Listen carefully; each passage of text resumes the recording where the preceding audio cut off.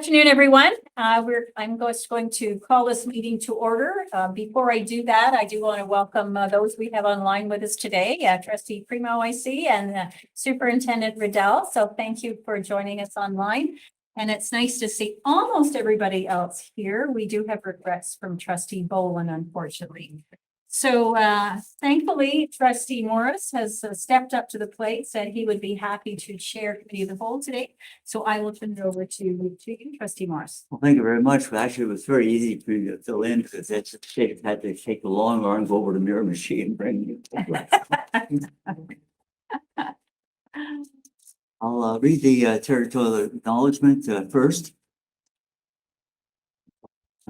We acknowledge that the land on which our school and district buildings are situated is the traditional, unceded, and unsurrendered territory of the Algonquin people.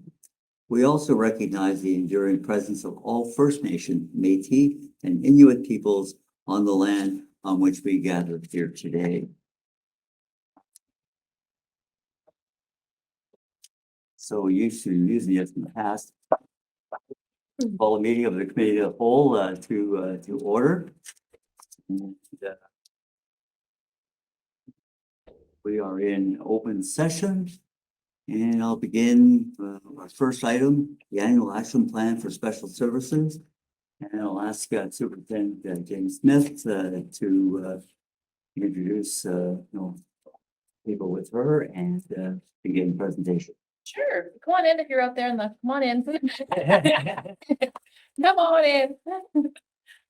It is my pleasure to introduce this fantastic team here today of educators. Some of them will look familiar to those who have been around the table before, and some of them will be new faces to the table. So that's very exciting in different roles and capacities. So just briefly want to say that we're here today just to share with you some of the key pieces of our annual action plan and share some of the key areas of work that have been going on over the course of the year. Obviously not a fulsome description of everything that's happening, but unpacking some of those pieces of the action plan so you can get a bit more of a picture of what some of those are looking like on the ground. So we continue to work through recommendations of the Student Success Review, working through that process, responding to system needs as well. And I think you'll see as we share today, the collaboration with other departments in the district has been a big area of focus for us as well. So that is all I will say. And then I will turn it over to Angie McGregor-Stewart to introduce the rest of the team and to get things started. Sure. Thank you. I have a little introduction within the introduction. So I'll start and then I'll keep going. Thanks so much for this opportunity to share with you today an overview of our work this year. The annual action plan for special services aims to build capacity within the district to support the increased inclusion, equity, and independence for students' access to special services. This aligns with the Special Education Review of 2019 that we're continuing to roll out, the strategic plan, as well as the OSBIE Inspired Learning Framework. Sorry, just ignore that. Sorry. Okay, I just wanted to mention. As recommended in the Special Education Review, the Special Services Department has been collaborating with other educators and departments throughout the district, with particular emphasis on areas outlined in today's presentation. This collaboration allows us to be successful in making the required impact and improvement across the system, which we will describe to you today. And I want to start now by recognizing and thanking this team of humble, hardworking, committed, and incredibly competent professionals. Allison, Lisa, Shelley, Cindy, Melanie, Jenny, and I also want to include Marcia, who's with us, but not with us at this time as she's off doing some work on her own that she needs to do. They are passionate about and committed to this work. And I take every opportunity I can to sing their praises and recognize them for their hard work. So I wanted to do that as part of my introduction today. I was browsing images for this slide to start, and one stood out for me, and it's the one, that one there, the one that you don't know, which is in the middle, unless you're familiar with the Illinois Center for Autism, because that's where I've ordered it. So I wanted to recognition is where I our work is complicated and sometimes puzzling, and with moving and missing pieces in a number of different puzzles. And while these puzzles will always be works in progress, We will hold on to all the pieces and will work with them to the best of our abilities to meet the needs of our system. And most importantly, our students, to help them grow into their best selves. And I've placed this image between our district's anchor documents, Inspired Learning, and the strategic plan to demonstrate how we align and are guided by these as we support excellence in teaching and learning, as well as equity and well-being for all students and staff. Thank you.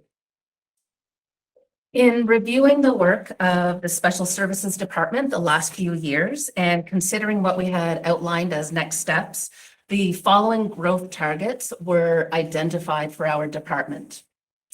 And to support these targets, we created 2 goal statements to capture these focus areas. So our first goal statement is to build capacity with district administrators and central staff to support the increased inclusion, equity, and independence for students requiring special services through increased understanding and application of universal design for learning system-wide. Now, we're going to be referring to the term universal design for learning throughout the presentation, and I believe you may have heard that term before, or UDL in some other presentations, but just to clarify, it is a teaching framework that works to accommodate the needs and abilities of all learners and eliminate any unnecessary hurdles. So it actually came from architecture, where the idea of using a ramp instead of stairs allowed everyone to access a building. And what we've done is I'd like to take credit, but what the education sector has done is apply it to education. Our second statement is to support a personalized and precise approach to student success through intervention planning and implementation. So as we go through the more specific actions and data points, you'll notice that our actions so far this year fall under these 2 broad statements. We have also indicated throughout our presentation today how our department goals align with specific strategic priorities and goals from the RCDSB strategic plan. And most importantly, we want to point out that while the Special Services Department has done a lot of work related to universal design for learning and differentiated instruction, as well as the personalization of interventions, we have also been invited to contribute a spec ed lens to the initiatives of other departments, which may be mentioned today as well. Yep. So our first point, we're going to demonstrate a little bit of the assistive technology that could be used to remove barriers for some students. So this toolbar that we see that is open now, these are the part of our what we call our read and write tools that allow students to access curriculum. And this is our text to speech. Focused professional learning for staff on sound assessment and evaluation practices, effective instructional strategies such as universal design for learning, to allow all students to see themselves as capable, connected learners. So that's an example of how students would access text in a slide or a document so that they're able to access information. And that tool is available to every student at RCDSB as well as staff member, and has been for the last few years.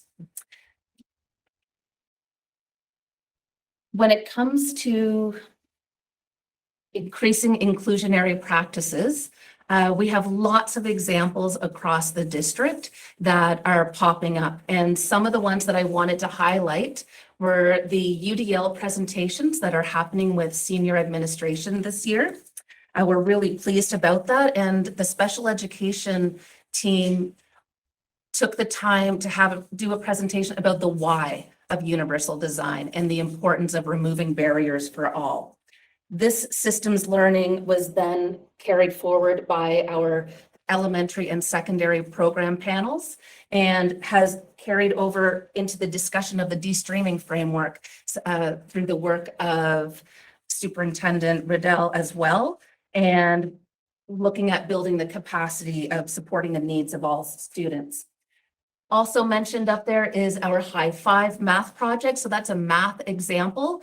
We started it last year. It's an ongoing project where we're specifically looking at math accommodations. We also have our ongoing assistive technology coaching and staff, which Melanie is supporting with our teachers and students. And then you're going to hear, I'm not sure today or another day, today from Shannon Cassidy-Rouleau, who will speak specifically to the building capacity in collaborative, proactive solutions, third path, and community circles. And then to make sure that these actions are having impact, we're looking at the exit tickets from senior admin, observation conversation with students, staff, and central staff as well. Looking at the quantitative fall and spring data for collaborative proactive solutions, as well as any interview and diagnostic data from our High Five project, and establishing a baseline for our Google Read and Write usage. And then Shelley will speak to another example of UDL. So also tied to our High Five math project, this year we looked at including executive functioning into the work that we're doing. So executive functioning continues to be a growing area of focus. We're seeing a lot more mention of executive functioning deficits and recommendations for accommodations in psych eds that we're receiving. And so working on executive functions becomes an important piece of the implementation of a universal design for learning lens in the classroom. It allows all students to value and utilize their areas of strength and develop strategies and workarounds to support their areas of need, reinforcing and normalizing the messaging that all of us have strengths and needs. This year, in addition to introducing executive function lessons in a number of classes across the county, we added it as a component to the High Five math project. And basically, the project we're working with math coach Marion Small around leveling the playing field in math using a UDL lens in order to allow everyone access to a variety of math problems. And what we discovered last year we started this project was that we're asking students to collaborate a lot, and collaboration actually requires 7 of the 11 executive functions. And so we're throwing kids in and saying, this is what we want you to do, without actually teaching them the skills to be successful in doing that. So this year we decided that we would start with that executive function piece. So students completed classroom questionnaires, self-assessments on each of the executive functions, which were then put into a spreadsheet. So these are the spreadsheets, the names are blacked out, but there's 2 examples. So teachers could see really easily for each of their students. The yellow is sort of their mid ones, the red being areas of need, the green being their strengths. And then from there could develop a class profile, which is what these here look like. So as a class, what are our strengths? What are our needs? And how can I, as a teacher, tailor my teaching to access those points? So to support the needs or to draw on the classroom strengths. And then tying that to the learning skills. So that middle chart, which is linked in the slideshow, does have each of the learning skills with the executive functions that are tied to it. So if we want to really highlight the importance of learning skills for our students, then we can tie it directly to which executive functions you're drawing on in order to showcase those learning skills. And in terms of the monitoring piece, we're going to have the students reassess, redo the quiz towards the end of the year. We can put in their new values, compare their previous, and see which areas they had growth in. And I think the next piece was just, this is the piece that Shannon Cassidy-Rouleau is going to speak to. So it was embedded within our annual action plan, but she's going to speak to it in her own presentation. So the next section is discussing how we create a differentiated approach to student success and learning at the school and system levels that reflects key elements of the inspired learning framework through authentic, engaging inquiries and tasks that explore the big ideas of the curriculum.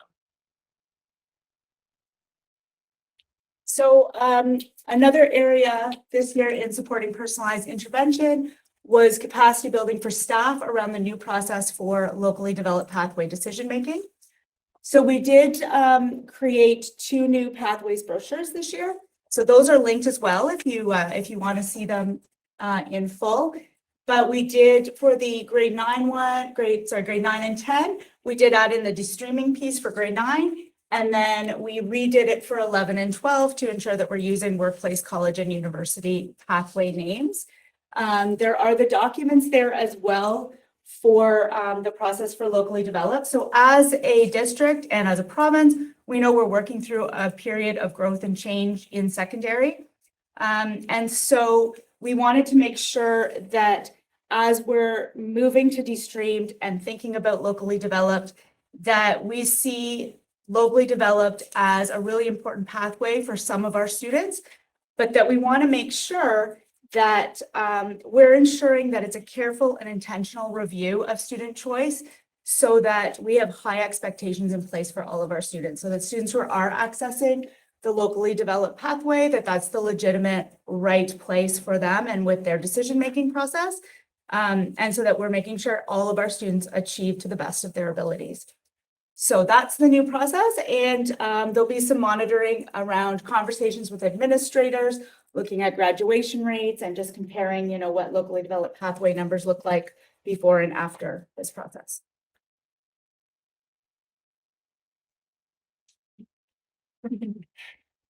So this goal is related to creating IEPs in the primary division.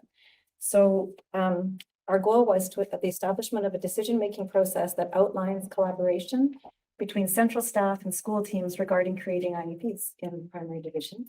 And so our recent messaging has been for schools to be very cautious as they're creating IEPs or considering IEPs in the primary division, because we know that those can have long-term impacts later on.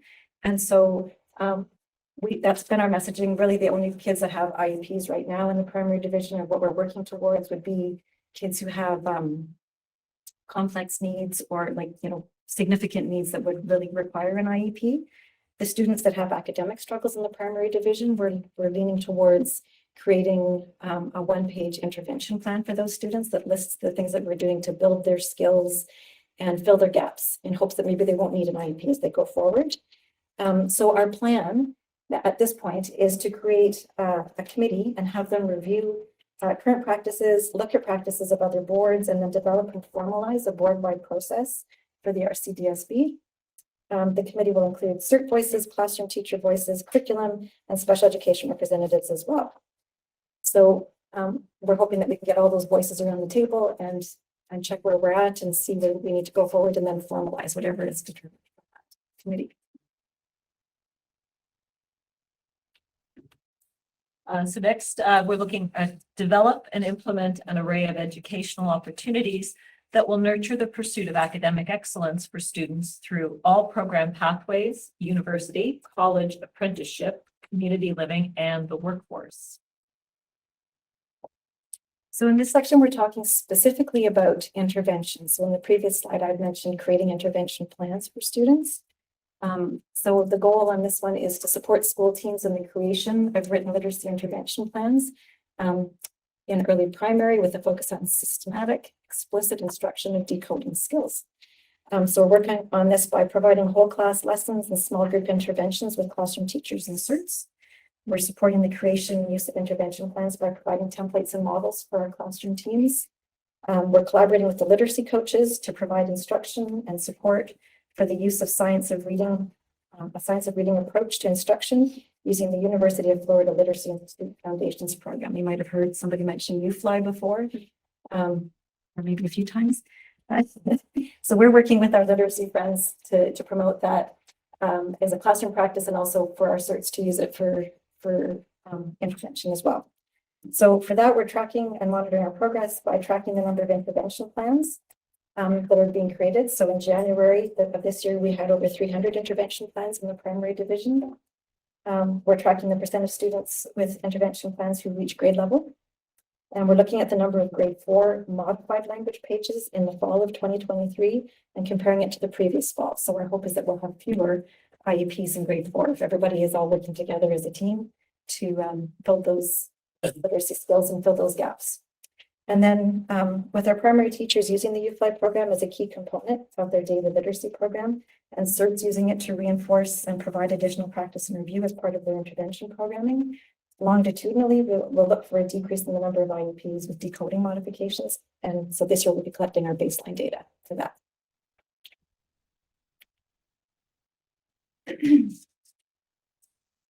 So we talked about trying to avoid IEPs in primary, and we talked about creating intervention plans for those students. And this one is about when we actually do have a modified language page. So our goal is to ensure modified language pages on IEPs are written as action-oriented intervention plans, focusing on the science of reading approach. And this is specifically in relation to IEPs for late primary and junior level students. So we're working on this by ensuring modified language pages are written. And we're supporting CERTs in the creation of modified pages that meet the newly outlined criteria. So for example, we're hoping to move from expectations for reading, like we'll read a variety of texts, including literary texts, graphic texts, and informational texts, which is doesn't really explain what decoding skills are being built, to expectations that are very, very specific about the skills that we're building to increase their reading ability, like under phonics skills, accurately read words that include R-controlled vowels, the short OO sound like in book, and diphthongs like oo with OU and OW, and oi like with OI and OY. So very, very specific compared to what we might have seen in the past. And the teaching strategies on those modified program pages, we'd like to move from teaching strategies that look like they don't include a lot of direct teaching, like anchor charts, repeated exposure, and daily practice, to a very clear description of exactly what educators will be doing to build the skills and fill gaps. Like in the classroom, there'll be small group direct instruction 3 to 4 times per week using an explicit systematic phonics program, like one. And use of a web-based reading skill program, 20 minutes, 4 times per week, Lexia. And our CERT will be providing daily intense reading intervention programming. So to track our progress on this, the Special Education Department will monitor the number of language program pages that meet a level 3 or higher during our spring IEP audit, with a goal of moving from 0% from last spring to 50% this spring. And the criteria includes IEP decoding expectations being skills focused, specific, and based on the science of reading scope and sequence, and including clear teacher action strategies.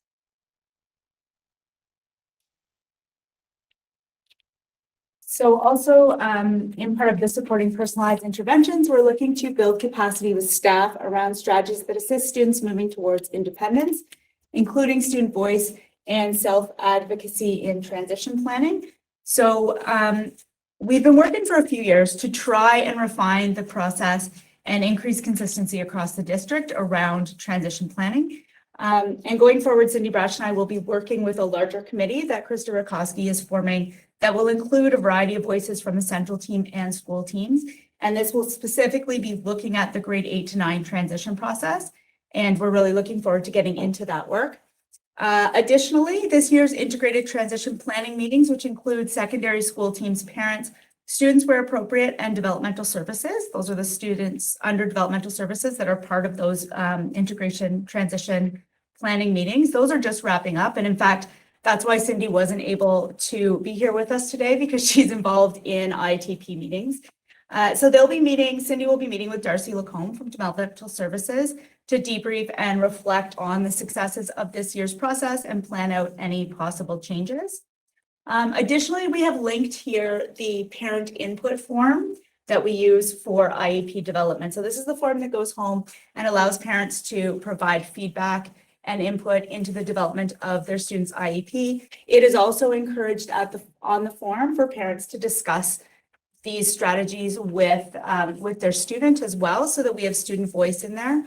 We've also been encouraging our special education resource teachers to meet with intermediate students in particular to look at the accommodations they have listed in their IEP, especially as part of that transition to secondary, so that we can get their feedback. At that point, they know what works for them and what doesn't. And it's really important that while they're still in the comfort of people they know really well, they get a chance to voice that and update those and say, like, I really don't like it when my teacher does this, so can we take that off? Or I really like it when they do this, even though it's not listed on there. Because once they get to secondary, there's a little bit of an adjustment where they're not going to feel as comfortable perhaps advocating for themselves initially. So if they can do it while they're still in the comfort of their elementary school, that we think that will be a good spot to start getting their voice involved. And so there will be monitoring through the tracking of the integrated transition planning data, as well as looking at our independence rubric data that we take every year, looking specifically at how we're moving students in level 1 and 2 in adaptive functioning and safety. So we'll look at that from 2021-22 and 2022-23. So the next section addresses refining and revising regularly the array of community-based partnerships in place throughout the county to ensure their value is optimized in support of programs and services offered by the organization. So at the beginning of our presentation, I was speaking to the collaboration that we have between departments, but now I want to speak to the collaboration we have with community agencies. So oftentimes we do depend on third-party agencies to help us support those students with the most complex needs, or students that are transitioning into school, students that are transitioning post-secondary, and as well as maintain relationships with those agencies in an advisory capacity, such as SEAC or coordinated access. So currently, RCDSB requires a memorandum of understanding with our publicly funded partners. What we're finding is that we're getting lots of requests from families about the use of private services. And so for that reason, we're going to establish an administrative procedure to outline parameters in terms of what this could look like moving forward. And to monitor that, we'll be looking at the types of requests, the number of requests, and experiences that some schools have had already. We'll also be comparing some of our entry to school data from one year to a next, because we do want to promote these relationships with our community partners. We can't do it all on our own. And then as Shelley was talking about the integrated transition planning, at the end of that process, there's always a debrief with the idea of looking at our partnerships, looking at our collaboration, how can they be enhanced moving forward? What's the next step?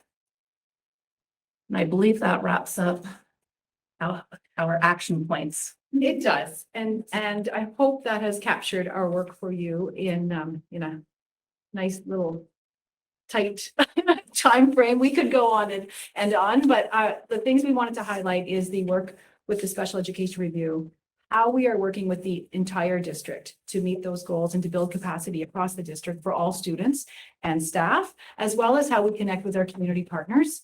Because for our students, it's really important. It's going to take, we're involved, but when there are other community partners and agencies involved, it's important to have them as part of our planning and part of our team. And I found a quote from Magic Johnson: all kids need is a little help, a little hope, and someone who believes in them. And I don't think that's just for kids.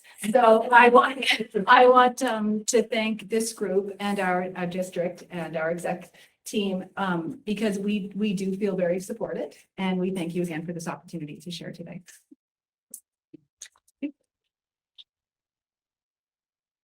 Well, are there any questions or comments that we can address to our guests?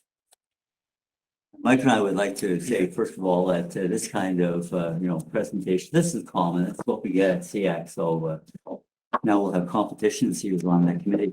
I wasn't sure if you were saying that was a Group good of amazing group of people here. Any yes, Trustee Kyle. Just a question, and I think it has more to do with the community partnerships. I mean, first of all, it's a challenging portfolio, so compliment you for what you're doing. And I don't realize that my question has to do with just a few exceptions that might happen in our county schools, mostly elementary, where we come across a situation with a student where we don't have the resources or the capability to properly support them, I guess I would say, and we need the community partners for situations like that. How are we reaching out to them, or is that kind of already built into this plan in that regard? I mean, I'm thinking about one specific example, one of the schools that I represent. but I'm sure there's at least a couple more around the county from what I'm told. And again, it's not, it's not a mass thing, but it's, for those families and that school, particularly the one I'm thinking of, it's a real challenge. And so the experience I had with the situation I was involved with was really outside of our realm. We still have responsibility, but where does the community partners come in to help us support that child and that family, that kid and that family? I don't know the exact example, so I'm not going to speak to that, but I think the more we have those communications and those partnerships, the more we're hearing about things. I often think about SEAC and some of the parent voices at SEAC, and just maybe at the end of the meeting, something will come up in conversation. And we're so grateful it does, because it might be something we haven't been thinking about, or maybe it doesn't have to do with us, but has to do with something in our community that we can support or that they can support. And the more I feel that we can build those relationships within our county, and the more we know about, ministry, Eastern Ontario, and then we bring that back to conversations, we're better able to help those families. So, and I think one of the key things, and you could speak to it better than I could, is the entry to school, where we're hearing a lot more about students before they come to us and getting supports in place.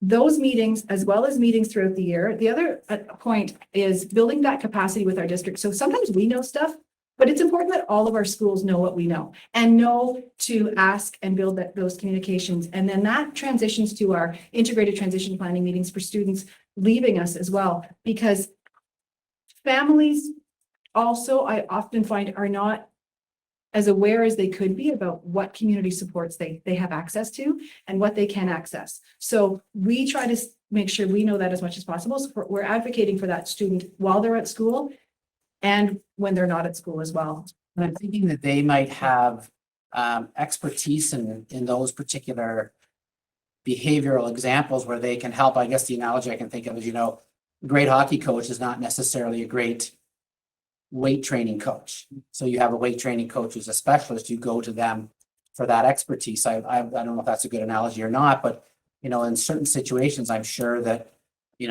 they have the expertise that we could benefit, and so could the child and the family. Is our coordinated access committee. Yes. So principals can bring a student to coordinated access with parents' permission. Sitting on that committee, I'm the rep for our board. There's a Catholic board rep. There is Bernadette McCann House, Columbus House, Developmental Services, Child Protection, Youth Probation, Addiction Services, and Columbus House. And so that gives us really an opportunity to put all our heads together and to see what options there are. We also have a representative from the Ministry of Children and Social Services there as well. So if we're seeing gaps in our region, she's able to kind of take that back to the ministry as well. So that's been a really good spot that we can kind of brainstorm. What we sometimes still find when we brainstorm is that we still don't have the services countywide that some of our families really need. And that's where that ministry rep is hopefully having our voices heard. And sorry, Go ahead. Highlights how we build capacity with our own board as well. And we have two ABA coordinators, one's on maternity leave, but they're both also board certified behavior analysts, and which is the highest qualification a student can have for students, supporting students with autism and things like that. And the wealth of knowledge that she has brought to our team, as well as our new psychometrist and psychologist team, that what they're bringing to us and their connections is we're so grateful for, and we're excited about how we can further our supports just with what we're doing within house as well. Sorry, Jen. It's okay. I just want to very quickly say, and Jen may thank me, but it's like we have to also, one of the reasons why we want to develop a policy to clearly outline these procedures that we take when we get requests is so that we have criteria that we need to work through, because we do have rules to follow in terms of who can have access and who can come into the school to work with students. So there is a risk management piece to that in terms of ensuring that people have liability insurance, ensuring there's informed consent, that there aren't any conflicts of interest, trying to make sure that we have all those pieces in place.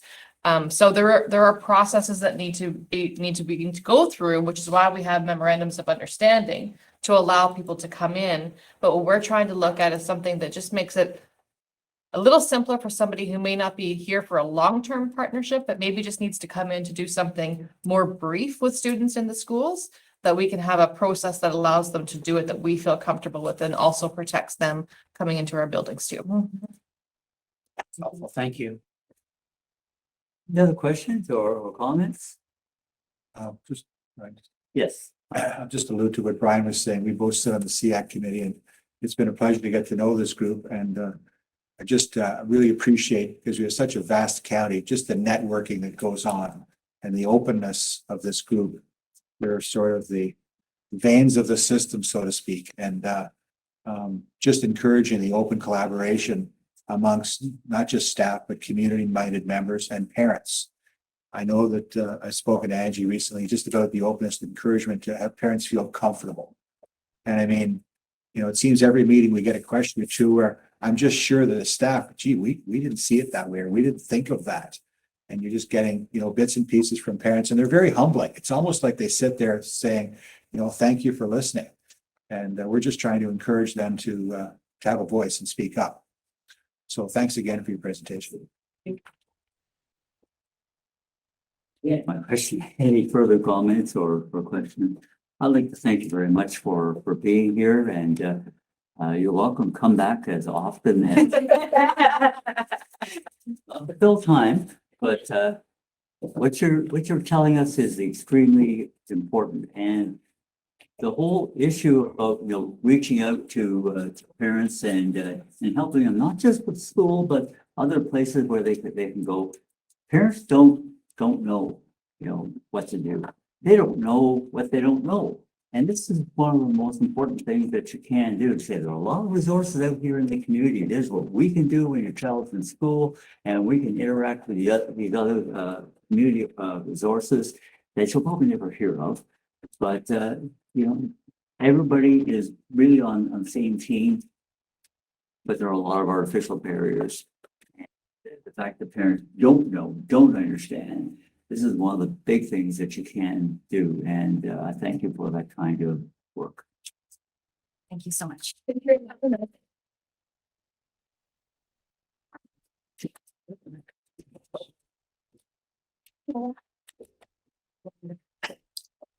Okay, we'll move on then to our second item, and preliminary data collection survey, and we have Assistant Principal Amy Johnson, who's going to present that to us. Data is something our director has hammered at us since he came here, because what can be measured can be managed. So data is essential for a proper organization impact. So whatever we need to do, we certainly have to have a reason why we do it.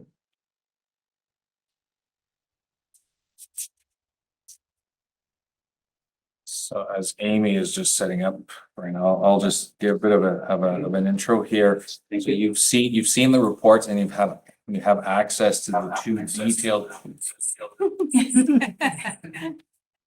This is wonderful. We have an audio loop. You have access to the detailed reports. You are the first group after exec to have eyes on this data. So we were mandated by the province to conduct a demographic survey of our student as well as our staff. So a couple of years ago, we surveyed staff, and over the course of last year and into this fall, and we'll get into some of the details, we surveyed our students and some of our younger students through their parents. The response rate has been extremely high, and by any data collection standards, we feel that the data the results are very reliable. So what this will do is help us understand who we are, the diversity within our district, and as we move forward, this is going to be our baseline data to which we can measure any growth, as well as help us realign some of our services across the district. So without any further ado, I'll turn it over to Amy. And before I do, just in case the question comes up, you might find in some of the charts, you're going to go, the math doesn't add up. because the percentages add up to 106%. It's because people in some instances might have checked off more than one box. So the overall, sometimes numerically doesn't seem to make sense, but statistically speaking, from the third party organization, makes total sense. So, Amy, over to you. Thank you, and thanks for having me here. I'm pretty excited, as Ronald said, at this point, 2 years ago, we had no demographic data on anyone in the system, and therefore none of it was analyzed. So we've done it in 4 stages here in Renfrew County. We started with staff, as Ronald mentioned, and then we did 3 student phases, 4 to 8, 9 to 12, and then K to 3. At each one of those 4 phases, we went to a third-party research company to lead us through the data collection, to perform the data collection for us, and then also analyze it. So 2 years later, we have all of the data collection and the analysis from the research company. And so we will get right into it. This is what I'm hoping to talk a little bit about today. So data literacy, that's a broad topic, but how we understand and read data. And what I've learned primarily from the research companies, we've worked with 2. One is Forum Research, a small research company out of Toronto. And the other one is the Learning Bar, who we've partnered with now for over 10 years in Renfrew County. And they're based on the East Coast, but they work across the country. And Ronald started out by saying, we feel it's highly valid and reliable data. And more importantly than that, the researchers feel it's highly reliable and valid data, because as an English teacher, I don't have that expertise, but certainly working very closely with the research companies, they feel like the data is highly, their words, valid and reliable. We'll talk a little bit about our data collection, and then I'm going to highlight, I think it's 5 data points in the very long reports that I believe you have access to. One's 25 pages and one's another 15 or 16. And I'm going to talk broadly. So you might hear me say things like, approximately and move to fractions and so on. But these are the data points that the research companies have highlighted for us and disaggregated a little bit. And we'll get into that. So how we collected the data, and then 4 or 5 broad highlights. So in terms of things to consider, these are things, again, I've learned in my communication and partnerships with the research companies. So first of all, there's a very big difference between an initial data collection and data that's collected over a long period of time. And we have both of those happening here in Renfrew County. This demographic data collection is the first of its kind in our district and in many districts across the province, save the huge, top 5 big urban boards. The climate survey data, which we actually just also completed prior to the March break, we've been collecting since 2009. Okay. And so those 2 different sets of data allow us to think differently about what we've collected and ask different questions about it, and give us more or less information over time, obviously. So that's one thing. The research companies say all the time to me, and so I would say to you, what questions do you have for this data?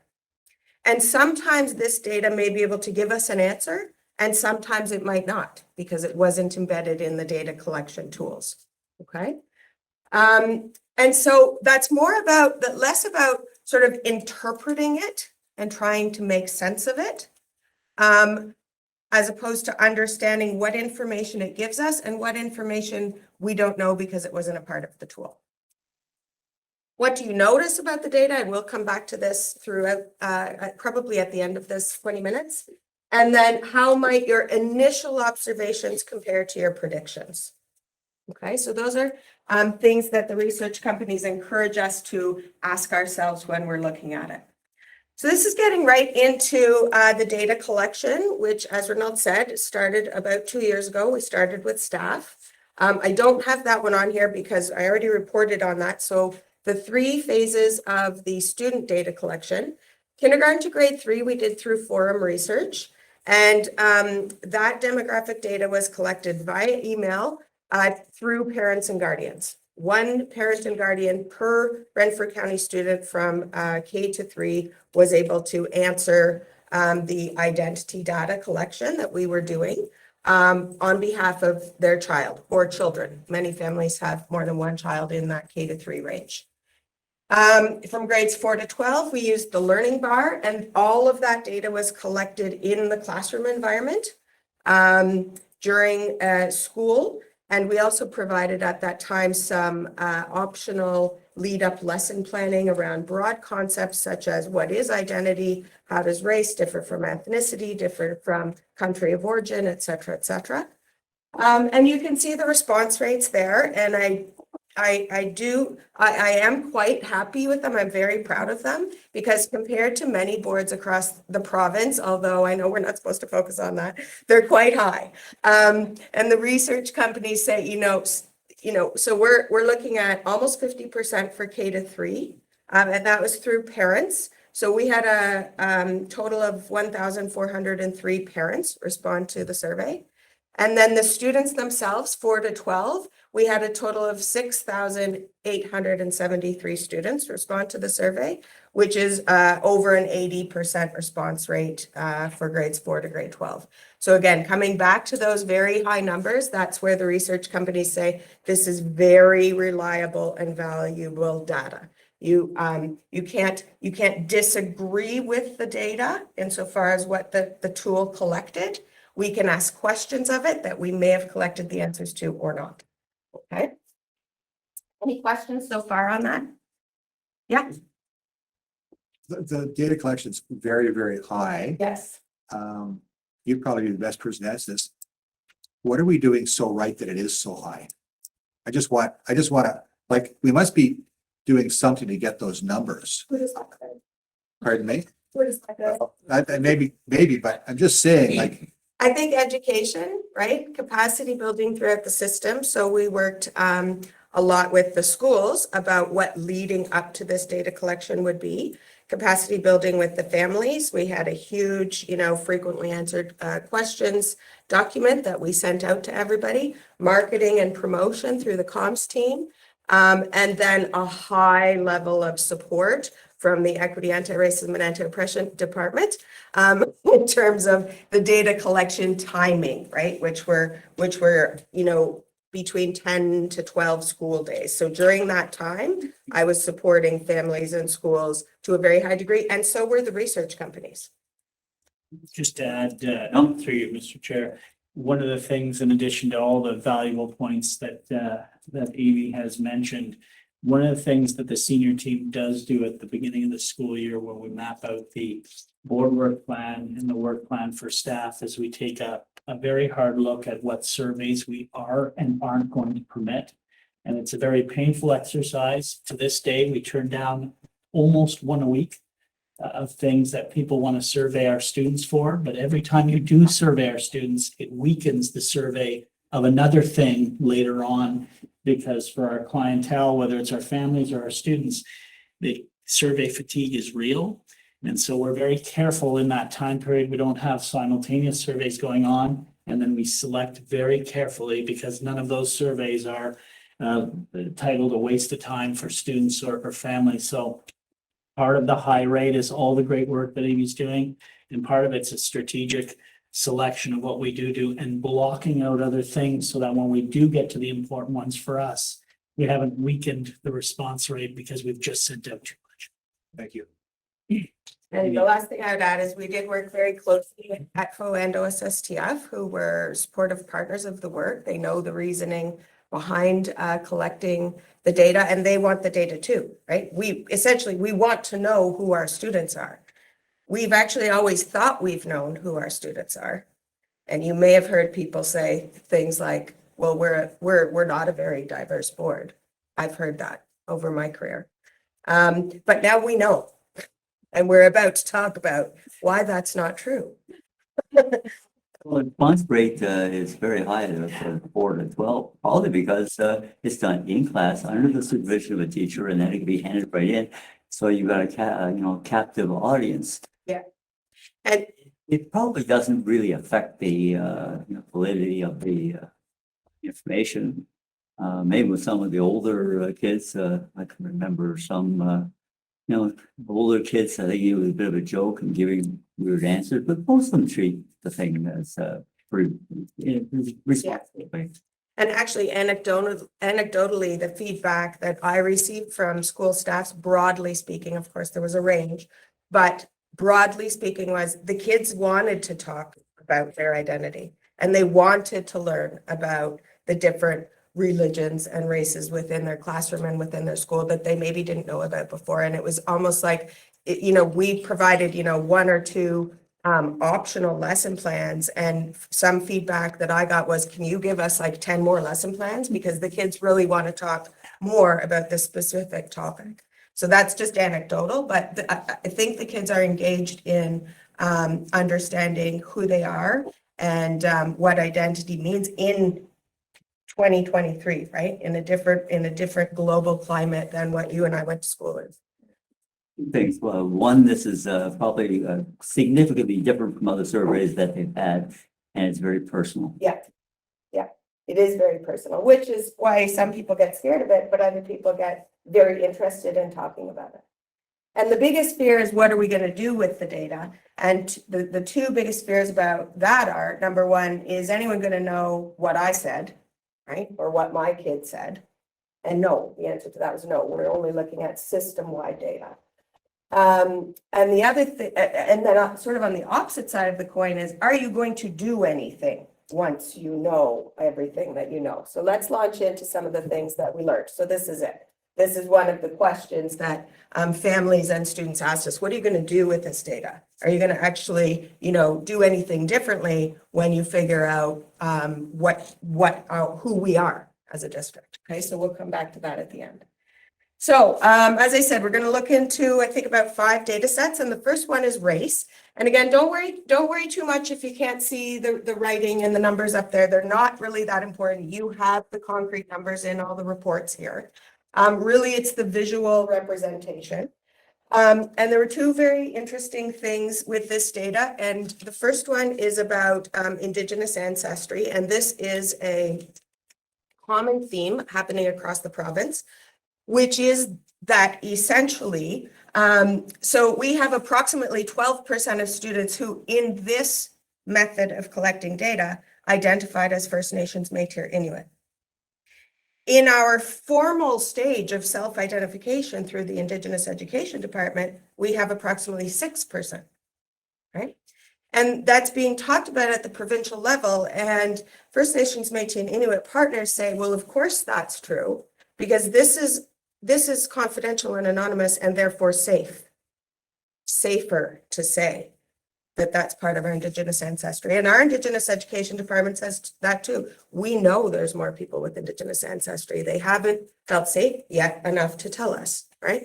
So that's significantly higher. That's double than how we operate now, based on who has formally self-identified with parental permission, et cetera, through our channels.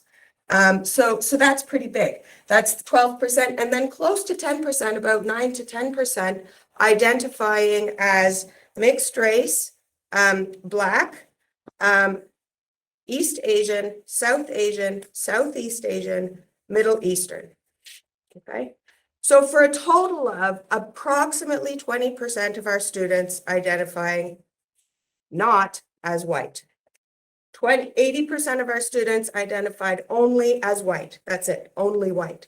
And this leads to what Ronald was pointing up about some of the data sets lead up to more than 100, because students could choose Indigenous and white, Black and white, Southeast Asian and Middle Eastern, right? So that's why the overall adds up to more than 100.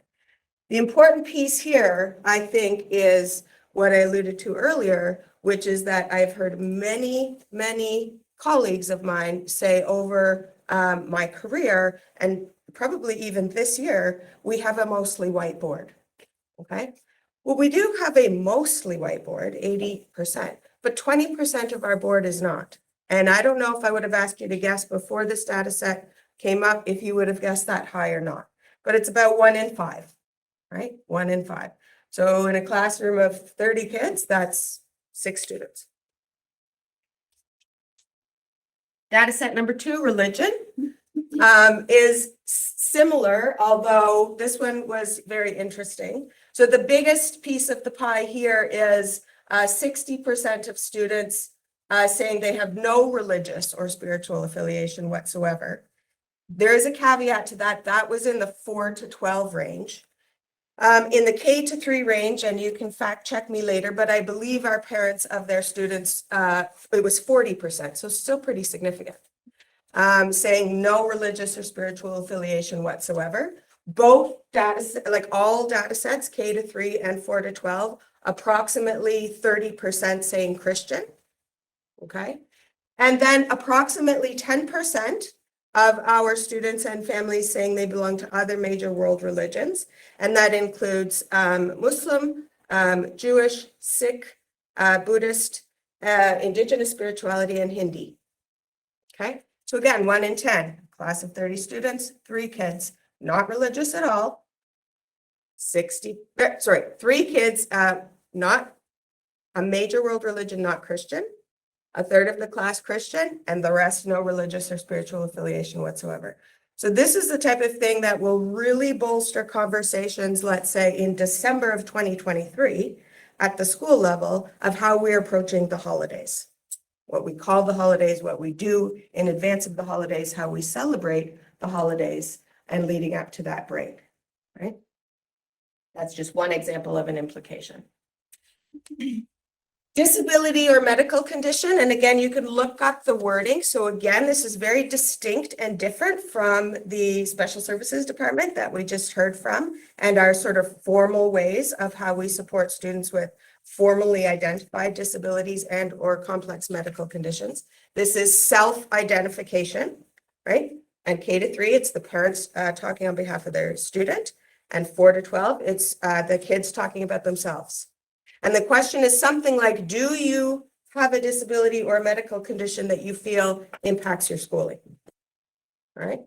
So 12% at the kinder to grade 3 level identify as having a disability. And there's the top 3, autism, learning, or speech. And again, not what we have in terms of, are they diagnosed autism? We don't know. Doesn't matter, right? That's what the parents are saying. And grade 4 to 12, the student's voice, 18%, so close to 20%, close to 1 in 5, which mirrors StatsCan and Mental Health Ontario, et cetera. 1 in 5 saying that they have a disability or medical condition affecting schooling. Number 1, mental health. Number 2, learning. And number 3, addictions. Okay, that's what the students are telling us. So again, 1 in 5. And the last 2, the caveat for the last 2 that were highlighted for us, in particular in the 7 to 12 range, we do have that breakdown done by the Learning Bar. Gender identity, so we have about 1 in 10, a little bit more than that actually, 11 to 12% identifying as trans, gender fluid, gender diverse, or questioning their gender.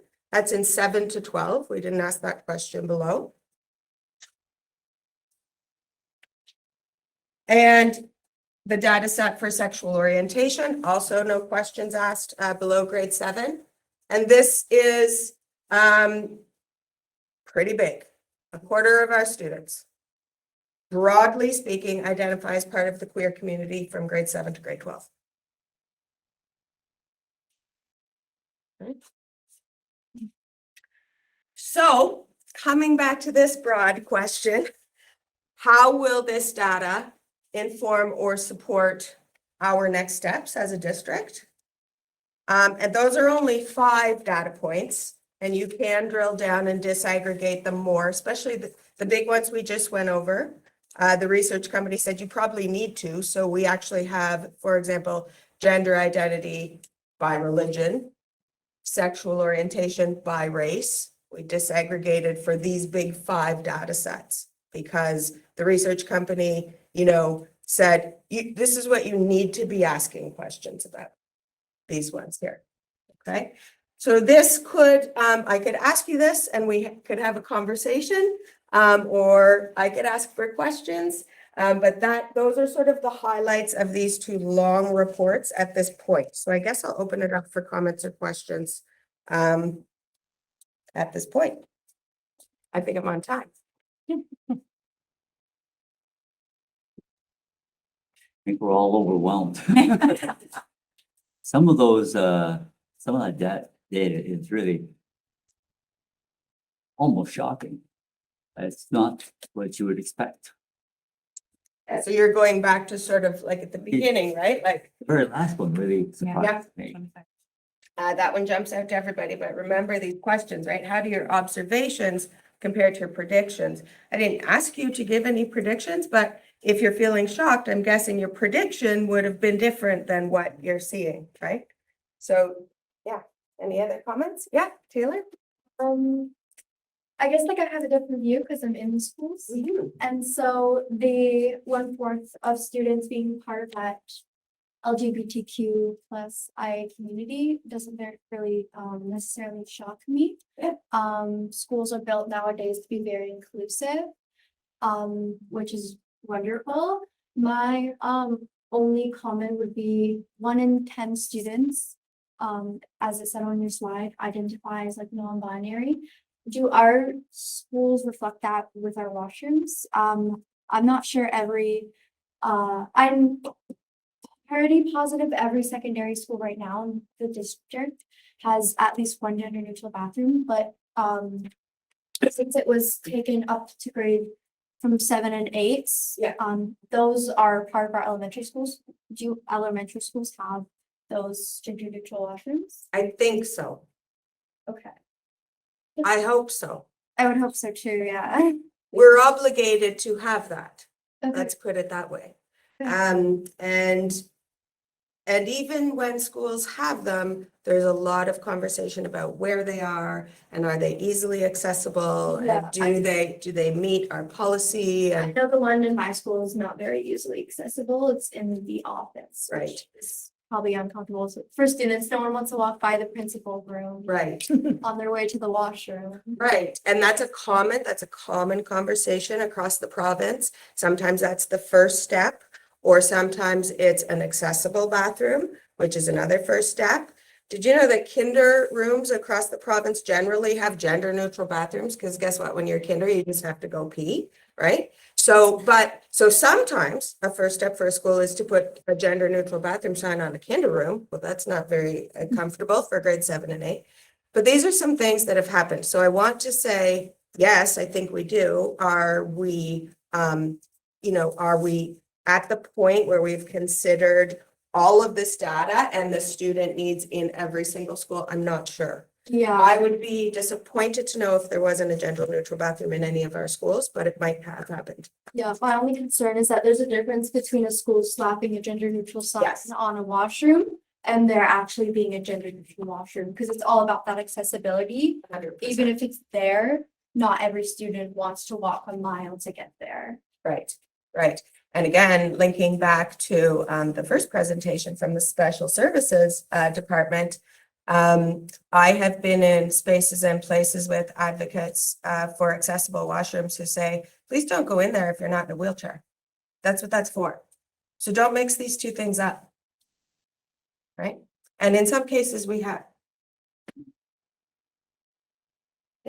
Just add, Taylor, I think your comments are really well placed. And one of the things I think is, as Amy's pointed out, is we're catching up, not only to the data that's coming our way, to the perspectives of our students, but to buildings that were probably designed in a different context. And of course, when you think of a washroom, it's not even as simple as a classroom. We got plumbing and other elements that have to, and when the buildings weren't designed that way, it's a different, to retrofit those elements. It's going to take us some time in the catch up, but we're on it, and we're trying to work at it and make it more and more accessible over time. But it's points well made, and you're quite right. For a student to walk a real lengthy distance, and sometimes they're in spots where even when we have them, it's not as ideal as it could be. The principal's office is a good example of one where it's probably not the most favorable place for it, but we'll continue to work on that journey so that our students feel more and more comfortable. And this kind of data that Amy's presenting helps propel us to action more because of not just the numbers, but the need. Any further questions, comments? Yeah, just Yes. Thank you, Brian. Yeah.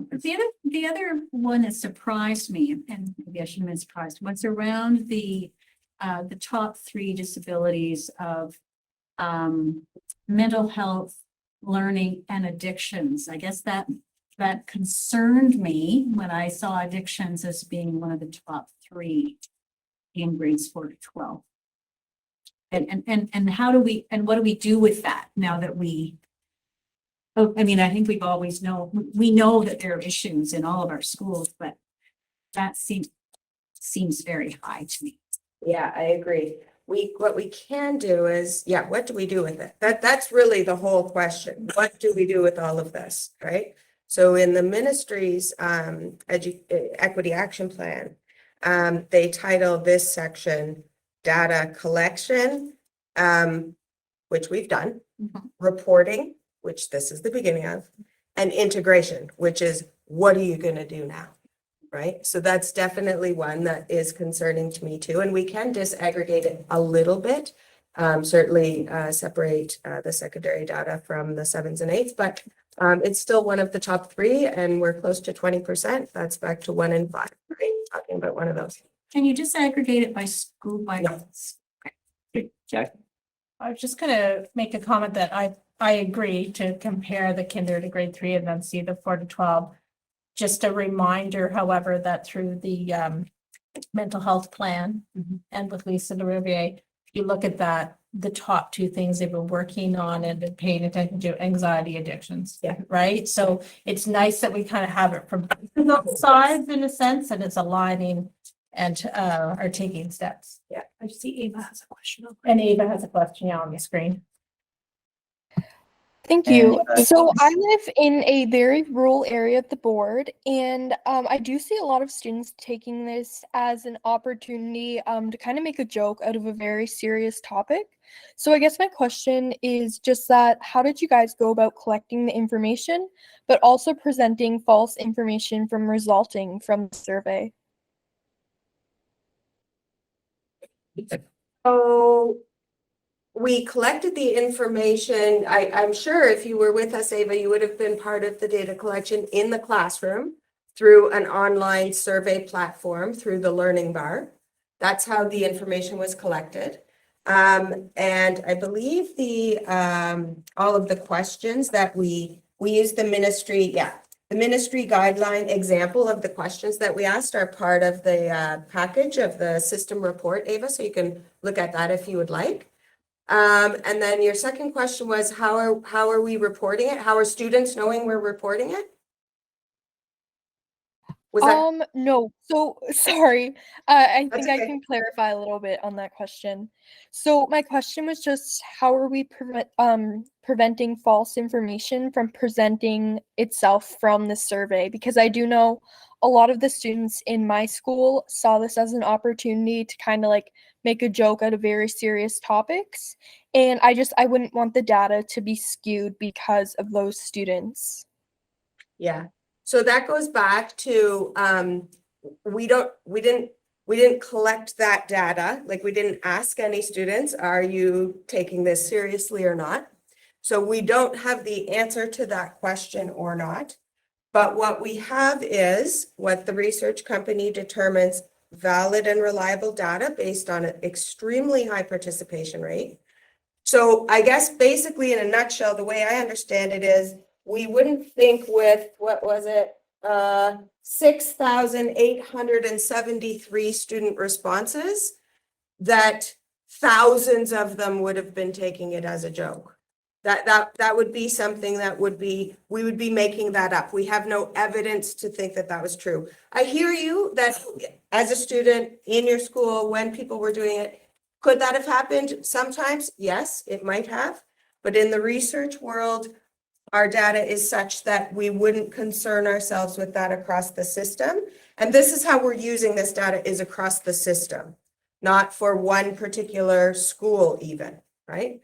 So again, this is out of my realm of expertise, Ava, but I would say even if every single kid at MV, I think that's where you are, made it a joke, it would still be reliable data because we're talking about system level data here. I don't think that was the case though, because I have a feeling you and friends like you would have taken it seriously.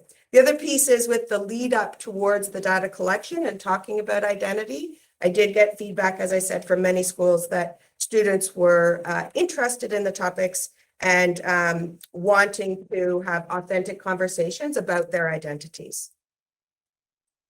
Two comments. I just noticed that interesting, the 70% of kids that live with two parents. So that means that 3 out of every 10 kids in their class were supporting, whether not supporting, but will only have one parent at home, right? Basically. I think if you dig into that one, 30% might live with one or have two homes. Yeah, it was separate homes were 14%, and single parents was 12%. Right. So a combination of those two. And then the other one interesting is that what 15% of the kids didn't know if they had a disability. Yes. Yes. They couldn't determine whether they were, learning disabled. Yeah. I was actually surprised by that, the one living with parents one myself. And I think it's because my bias was my kids lived in two homes. They had a home with their dad and a home with me. And I actually thought that number might be higher. I thought it would be. So that's what shocked me about that number, to be honest with you. Taylor? Oh, sorry. Go ahead. Great. Just one comment, and I think that getting back to what Ava was saying, I think whenever there's surveys and data collection like this, there's always a component of a slice of the population at any age that feels somewhat uncomfortable, and it's a topic of discussion, but it's almost like nervousness. But the good news is it's a topic of discussion where before it wasn't talked about. Now there's a spotlight on it because we've got data and there's surveys being done. So just a point that, there are students like Ava who have questions is, sort of that maybe questioning inappropriate humor or sarcasm regarding this, but at least it's being discussed. Maybe questionably appropriately, but at least now there's a sort of a face or a spotlight on it. I just wanted to make that statement. Thank you. Thank you.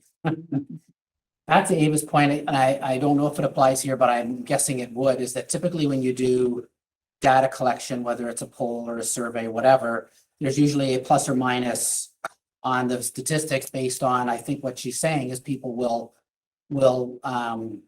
complete the surveys inaccurately is what I'll say. I won't say they're giving false information, but so is that applicable here? I mean, I see one contradiction with the results, but I'm not going to get into it today. This will be brought up again. But I think that is something we should consider. There should be, for these research companies, a factor that they put into the percentages. And it may only be 0.5% or 1%, but I think that would address Ava's question. And I think that that's probably applicable to any survey or any data research that goes on, whether it's polls or surveys. So I'm just wondering if they've mentioned anything to you as the research company that would apply to the question that was asked. Yeah, so I've asked a lot of questions about that and this specific topic in general, because it comes up, and my colleagues and colleagues across the province who are in a role like mine, it comes up everywhere. So I'll say two things. There are things embedded into the research itself, like the fact that things can add up to more than 100%, that deal with that, and that's beyond my plus minus stats understanding. But there are measures in the tool itself that address some of that concern. And then I guess I'll just share with you. I asked both Sarah Lamb from Forum Research and Melissa Morgan from the Learning Bar, if we are asked if we have any concern about this being misinformation, what do I say? And they said, don't worry about that. Do not get hung up on that as a concern. That's how valid and reliable your data is. They're talking about this, these conversations in boards where the data collection is 30%, and there are, places where people say, oh my God, I know my entire grade 7 class made a joke of it and blah, blah, blah. But it's such a small sample size that they know what happened. And in those cases, the research companies are saying, in some cases, it is a concern. And they said to me very clearly, for the Renfrew County Student Demographic Data Report, that is not a concern. No, I just want to add that we were very intentional in having a third party who specializes in data collection, data analysis, look at the data for us. So it's not us looking and crunching numbers. We've gone to people who do this for a living. And so I think we can feel comfortable when they say your data is reliable. Yes, I mean, the percentage could change 1 or 2%. I think the overall picture doesn't change. Right? I just want to like comment on like you said earlier about there being a concern with addictions being number 3, but something that also could be considered is that a lot of people who struggle with mental health cope with that through, unfortunately, developing addictions. And so the question, like when you ask the question, like what should we be doing? It's not about like addressing them like separately, but almost like as a pair, because again, like just to like people unfortunately use things like, you know, vaping or smoking or other substances to deal with their own mental health problems because maybe they think that's better than reaching out to someone. And so in my personal opinion, that being so high does not surprise me too very much, just because seeing it in school and being like, you know, talking with so many people, it's not something that's very hidden among students. It's very not like open about it, being like, I do this, I do that, but it's more like, this is how I cope, kind of thing. And this would be one of the ones that you could check as many as you want. So some students might have checked all 3 of those, right? Because they all work together and they see all of those as affecting their schooling.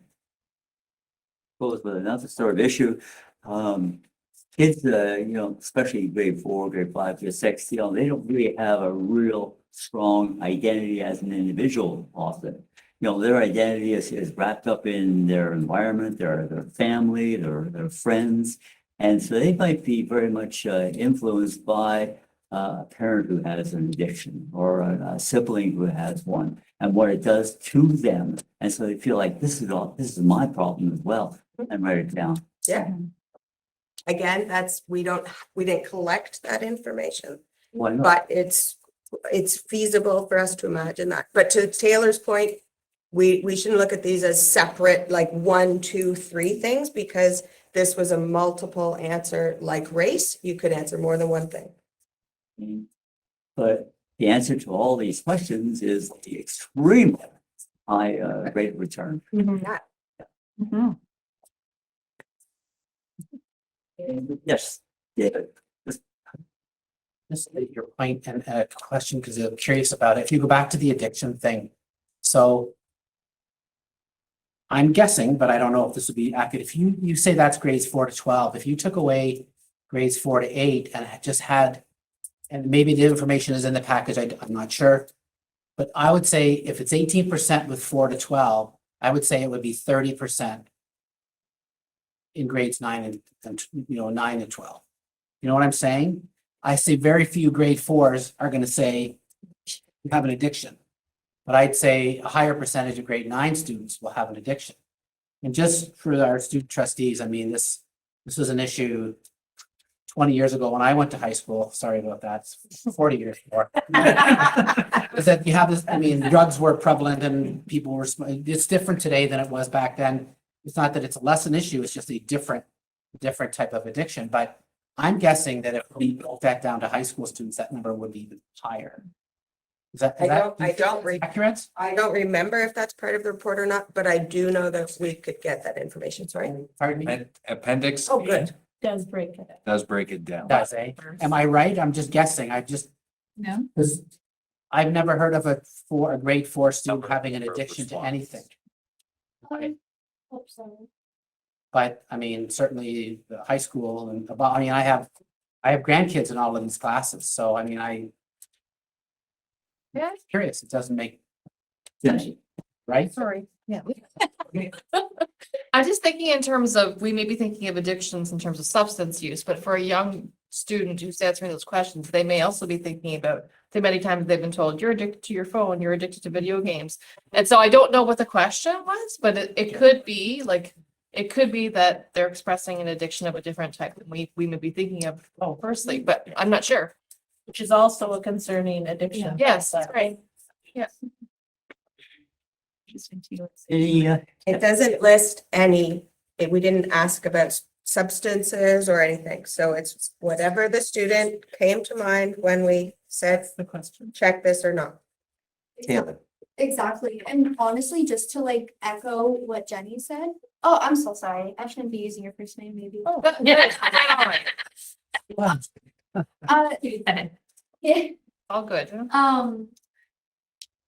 Even although like we shouldn't like rank what addiction is worse, whether it's a grade 4 student saying it or a grade 12 student saying it, because at the end of the day, if it's affecting their learning, it's still very important to us to find resources, whether it's I'm addicted to my phone or I'm addicted to chips.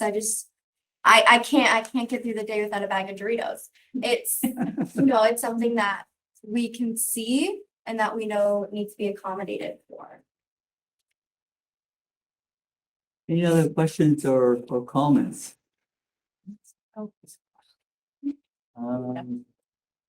Yes, Ava. So just kind of like reflecting on what everyone was saying about high schoolers with addictions to like vaping, smoking. So I know that personally in my high school and in some of my friends' high schools, there's not really a lot of like support for people who want to get help with addictions. I don't think a lot of adults understand that like a lot of teenagers, they don't just vape to be cool. They don't just like smoke because like their friends do it. Like they actually cannot stop and they want to stop. But there's really like not a lot of people they can reach out to because like it's something that like there's just a lot of stigma around it because when you reach out to someone saying like I cannot stop vaping, they're like, why did you start in the first place?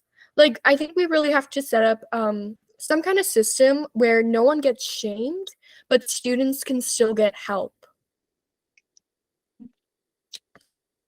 Jenny? I'll just say that Ava, we had a bit of a conversation around that at our last mental health leadership team, or one of the ones we've had recently. We were talking about, because our strategy in terms of mental health in School Mental Health Ontario is a mental health and addiction strategy. Like, so as we said, as Taylor was saying, them going together, it goes together in terms of a provincial direction as well.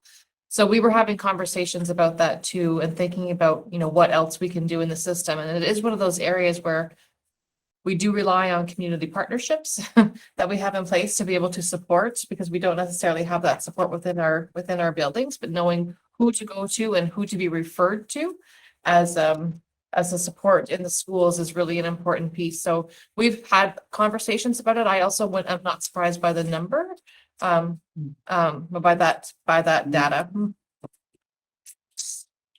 And Jody? Thank you, and thank you very much to Ava for raising that important point. I think this is something we can also bring to our discussions on infrastructure. For example, the way we are approaching our buildings.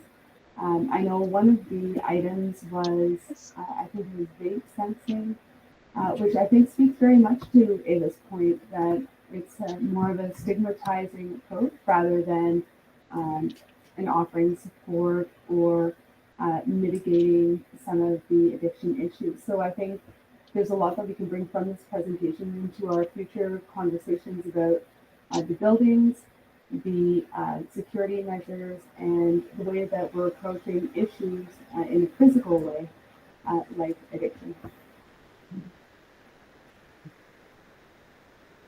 Any other questions or comments? Amy, thank you so much. This was a really interesting topic, obviously, because I think everybody joined in with comments and questions, and it's a pleasure to have you here. You're so articulate and you get our guests thinking, which is really great. We do that all the time, but still, you know, you really do challenge us, and we appreciate that. So thank you so very much. Thank you for having me. I appreciate it. There we go. Yeah, thank you, thanks.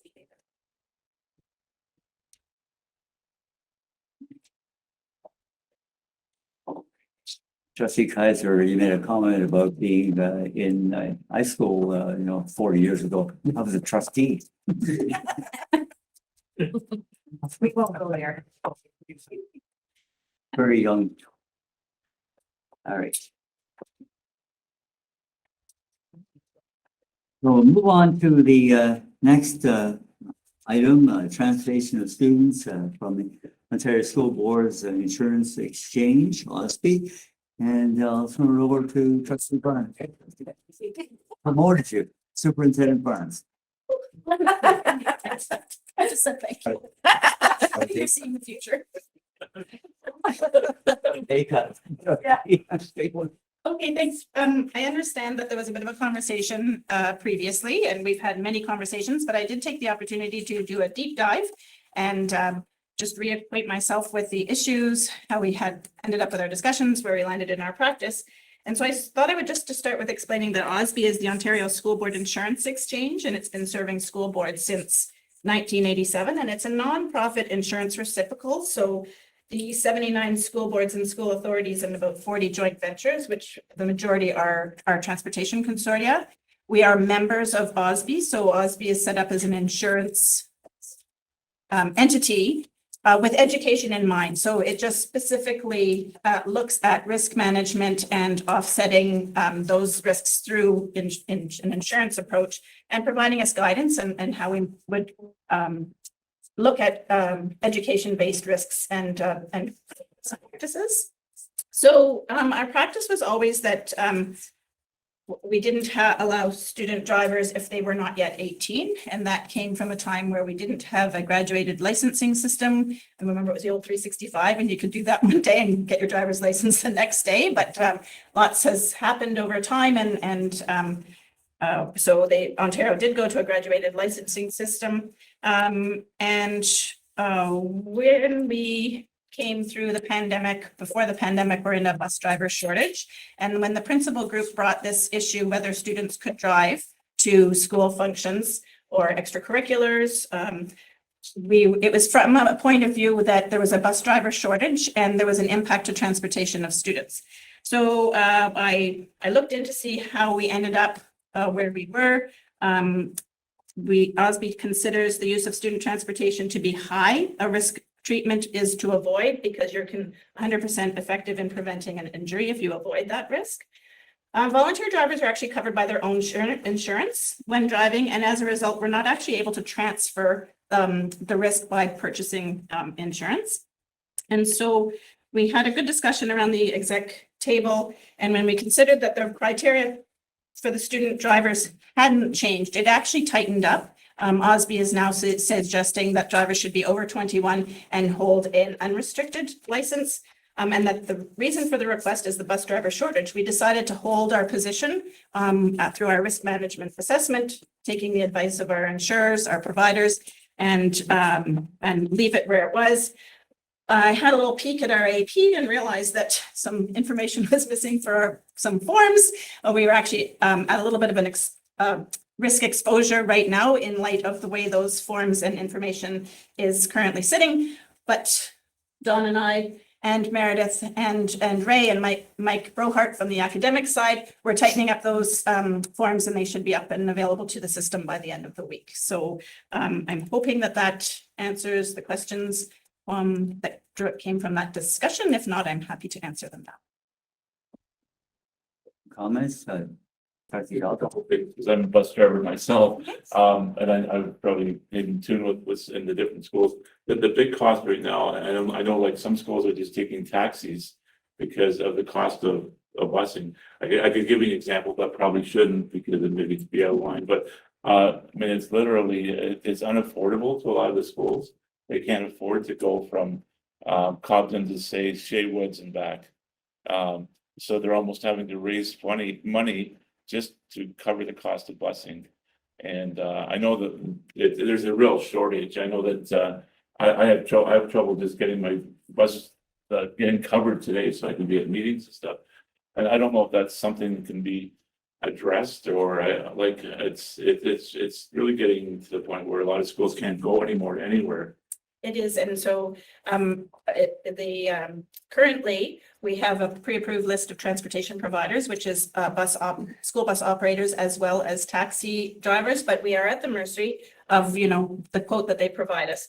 So if schools have built into their budget, dollar amounts to put towards transportation, and so that's an indication to us that we need to look at school budgets, and we need to see, if that's a constraint, is there any way that we can help them out in that way? Of course, that means the money's coming from somewhere else. So what are we not doing if we're increasing the transportation budget? It's not uncommon that fundraising does go towards transportation, certainly.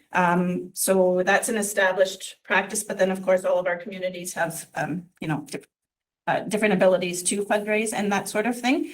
We are working through the Student Support Fund to ensure that if we're talking about an individual who's unable to have that family pay for the field trip cost, we do cover that through the Student Support Fund. So we shouldn't be, if the entire cost is too much, that's one thing, but at least if it's a go, we're making sure that everybody can go there. But I do hear you, and we are taking it back. This was a great starting point to become aware and see that there are constraints in the system, and just look at how we're doing it and what can we do differently going forward. I know the bus company I drive for, we just able to cover basically our routes, and they have said to the schools, we can't provide you with any buses because we have no one to drive field trips.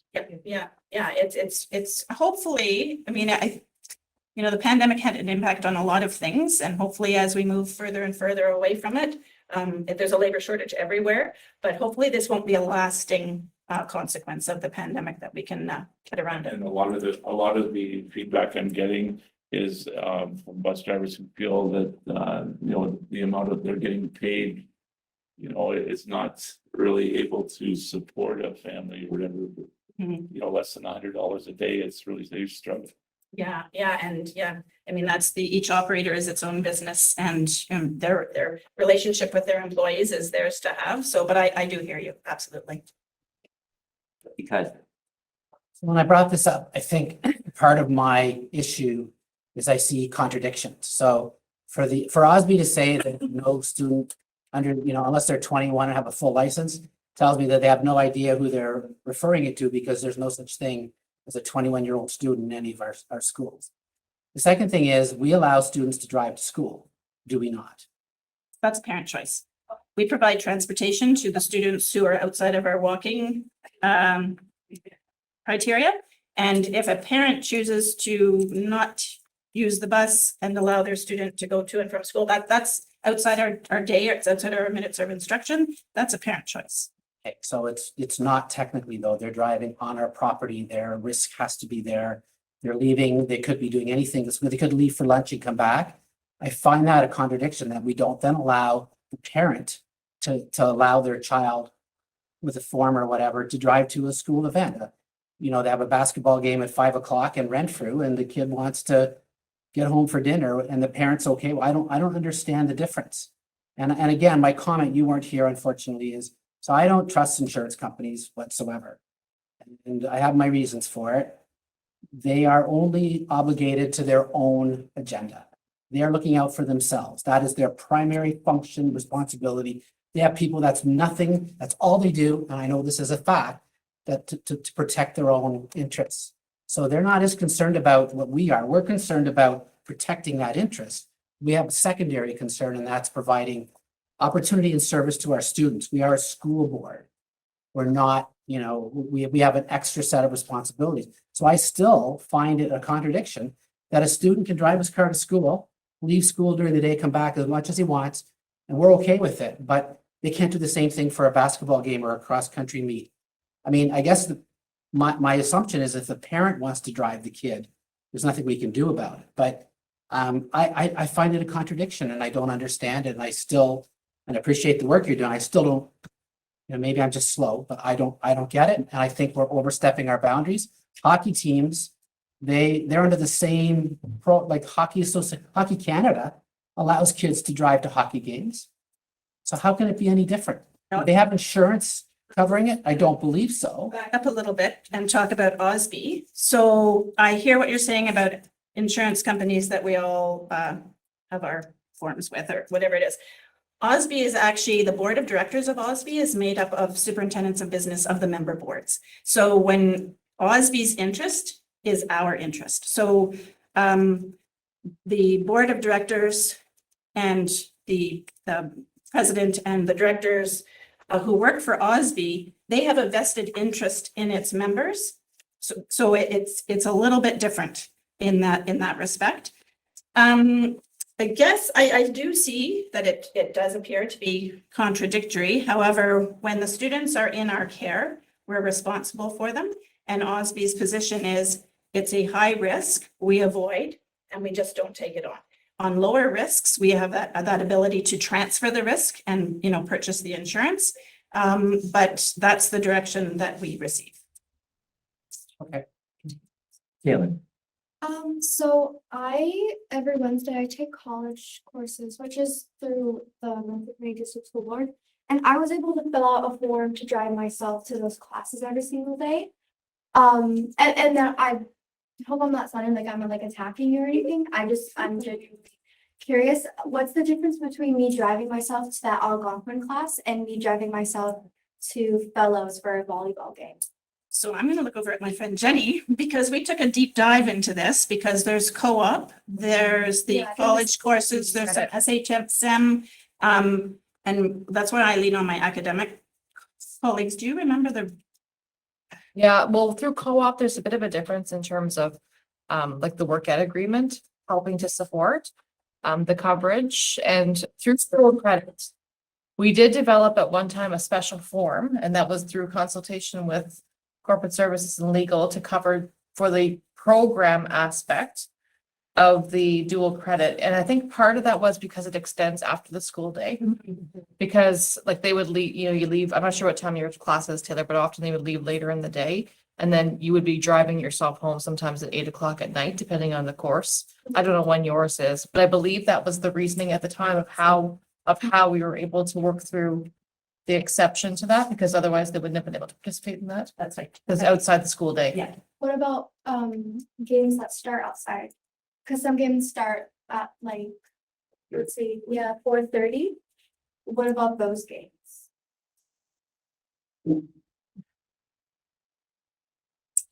I'm drawing a blank right now. But I'm happy to, I'm happy to, I wasn't here for that first conversation, so I'm happy to take questions back and come back. I know that we've looked at it and decided, but it really, these are great challenging questions, but it still comes down to high risk, avoid. Of course, yeah. Yeah, one of the other things that I was really frustrated in the fall, because there used to be support for late buses, so the kids could practice and then at 4 o'clock would be a late bus to take them home. Well, in September this year, there was no funding for late buses, so the kids didn't have a way home. So a lot of kids that would have tried out for sports teams couldn't because there's no late bus provided for transportation. So there is, in school budgets, there's a line for late transportation. I'm wondering if there was no operator able to provide it. In the schools that I'm aware of where they didn't have it, it was because they couldn't find someone to provide it, that I was told. Anyway, that's the reason I understood. Not about the budget. That could be possible, but. And again, that's certainly one of the constraints we're looking through as we revisit. Through you, Mr. Chair, one of the things I think Shannon and Jenny and others are mentioning is that the real delicate difference between what a parent endorses and provides and what is really school endorsed or school run from a liability perspective. And that's a major player. I understand Trustee Kaiser's query around some of the difference here, but a lot of the distinction to me is a difference between what a parent says their child can and can't do and what we as a district are putting our weight behind, heaven forbid, in the inevitability of some major issue that in the aftermath would look like the district didn't provide a different set of services and essentially leaned into students doing a higher risk activity. And that to me is one of the clear divides between a parent allowing their child to drive to a game with or without other passengers, and something that at a school board where we will not coordinate the broader service and then lean on a student doing that. And again, in the aftermath of an incident, it does put the board in a really difficult position when the insurance companies have advised one way and the board went in a different direction. From an insurance perspective alone, we would be out on a limb that would be very difficult to defend. Again, if it all works out, it's great and it's convenience. If it doesn't work out, we're standing separate from our insurance group, and that is catastrophic beyond the tragedy, which is already catastrophic. And that's the piece that we have to just, as secretary of the board, more than director of education, because I know the inconvenience this puts on us trying to coordinate buses, which are already in short supply. It's a tough spot to put the board in, and we will be claimed in that. There is no question. I just sort of simplify the issue. Whenever we do our own finances, some of us are very risk aversive, some of us are medium, and some of us are high risk. The board, typically in education, we're very, very conservative, we're very low risk. And although the ramifications, we can all see them for being that, just what Pino said is the reason why, even through a lot of resistance, the board feels compelled to stick to its guns. That's sort of how I see it. I mean, it's unfortunate, especially in such a rural area where we're so far. I mean, a lot of the city boards, they just have the opportunity to hop on a bus, hop on a subway, whatever. It's not an issue for them. But for our type of geographic area, it's serious. And I mean, Dave's got Dave's a bus driver. He knows that end of it. I mean, I'm looking at the insurance end of it. And I just don't think, as Pino said, you can open up that Pandora's box just because it's, I mean, and my heart's with, because having coached, my heart's with Dave. I see the practical sense as well. So there's no real right or wrong, but I think boards are on the side of being conservative. And I'm assuming that our other rural boards do something similar or the same thing. Did actually do a little scan. And I looked at our coterminous board, our neighboring boards, all the way around. I went to Southern Ontario, and drivers over 21 unrestricted, minimum G, 18 fully licensed driver, over 21 G license, student driver G license, no passengers. Do not permit volunteer drivers under age of 21 to transport students, class G, 18 and over, class G. So it's a standard practice across that age difference being OSBIE does recommend 21. Historically, our board has always said 18. We've left it at 18. There are, it's a similar practice with the other boards across the province. Questions, comments?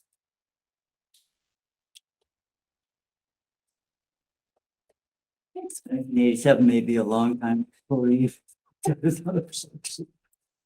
Sorry, wow, I'm on a roll. You are. Thank you very much, Jennifer. It's a difficult, it's conundrum. You gotta be cautious because, as our director mentioned, the one problem where you've gone out on that limb, all of a sudden that limb gets cut off and the whole board is in massive problems. In addition to the fact of dealing with a tragedy. Yeah. You gotta do what you gotta do. It's a very special cargo that sits on those yellow buses, and their yellow buses is the most safe transportation of students and people in general. So there's a reason the school bus industry is there. It's to transport students safely, right? And so we just have to honor that and thank them. School buses generally are very, very safe. In the history of this board, going back to '69, have we ever had a fatality? Not that I'm aware of. I could double check. That'd be interesting. Not that I'm. Right over here. I don't remember. There was a driver was killed one time, but there was no students on the bus. You can't say that about private transportation. But yeah. Thanks again. Really appreciate it. Thanks for the opportunity. And now for the last thing on our list, the CNL meeting update. Yeah, we've got the long-term enrollment. Sorry, Oh, sorry. another major discussion here. How could I forget that? I'm always fascinated by that. Yeah. So the number 4, 2023 long-term enrollment report.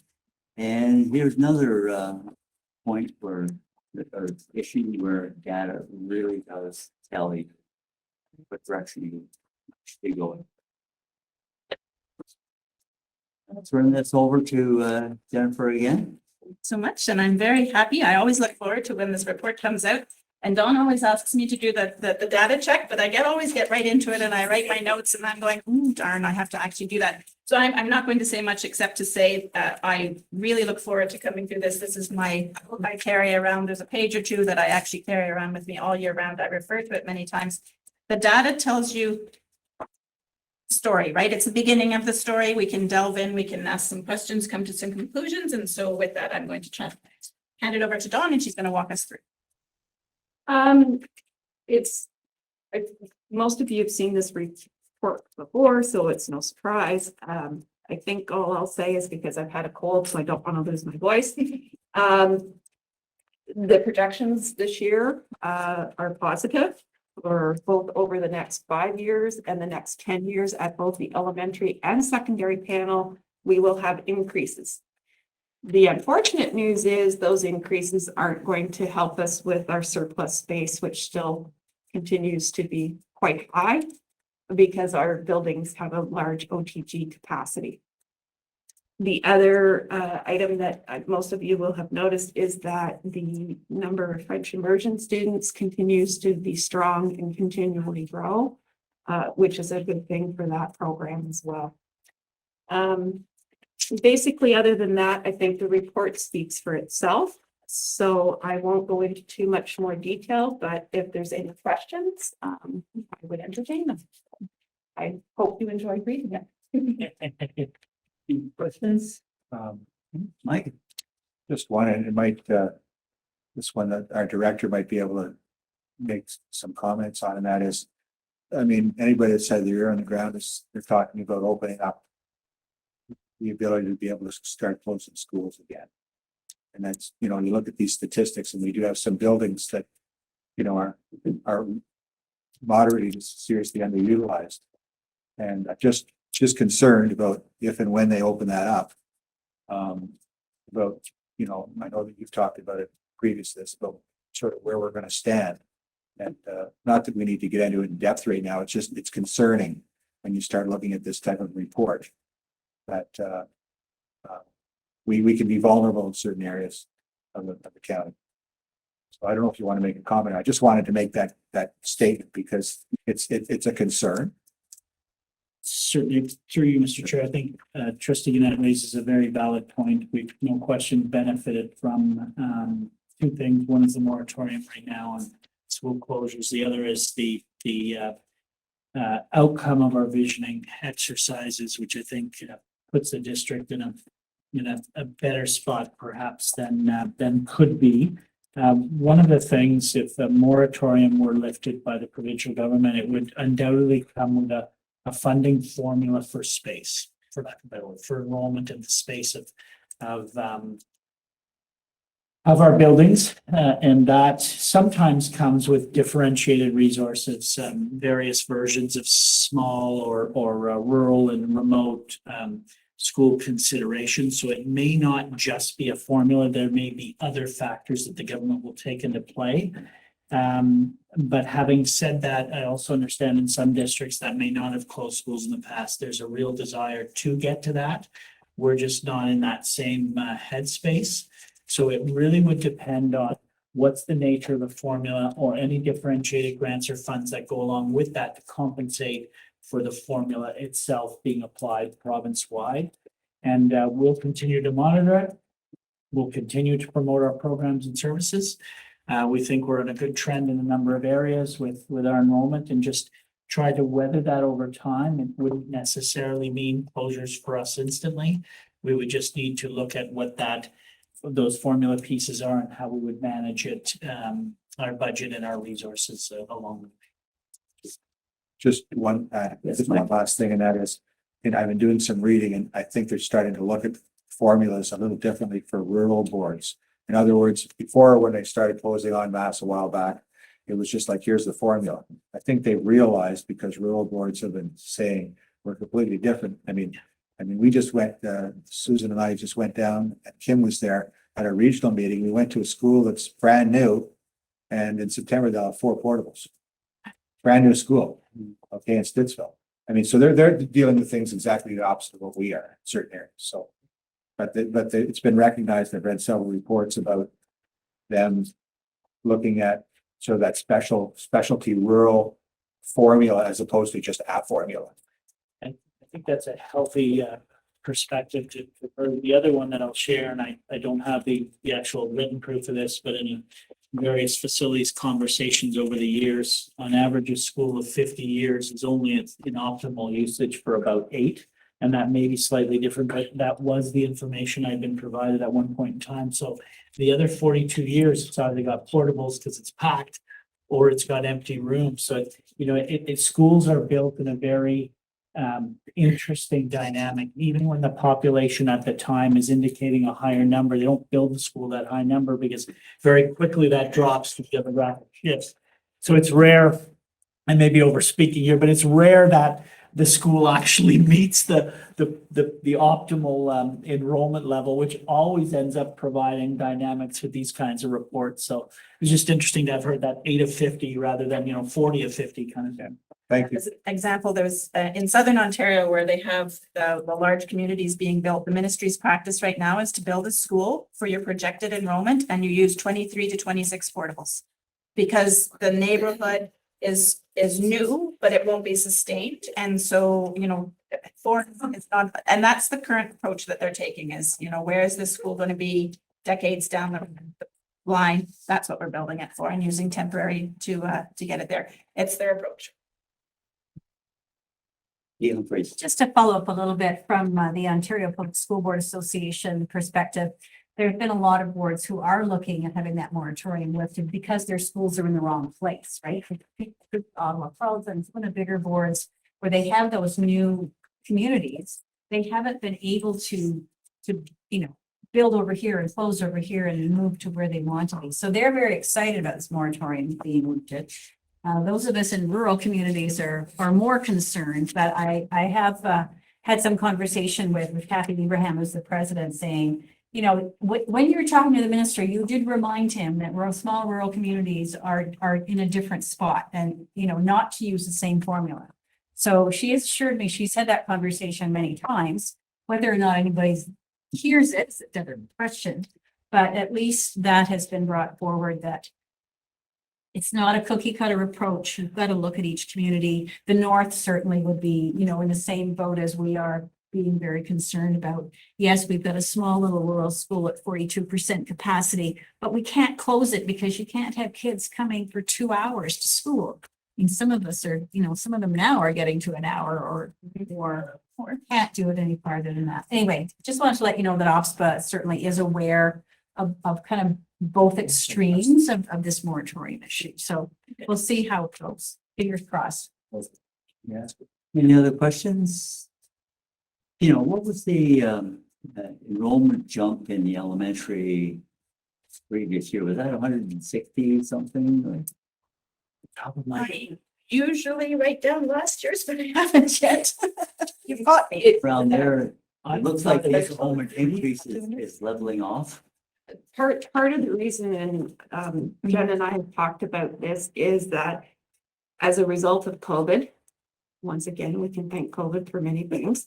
There was a shift in the province, and it was about a 2% shift.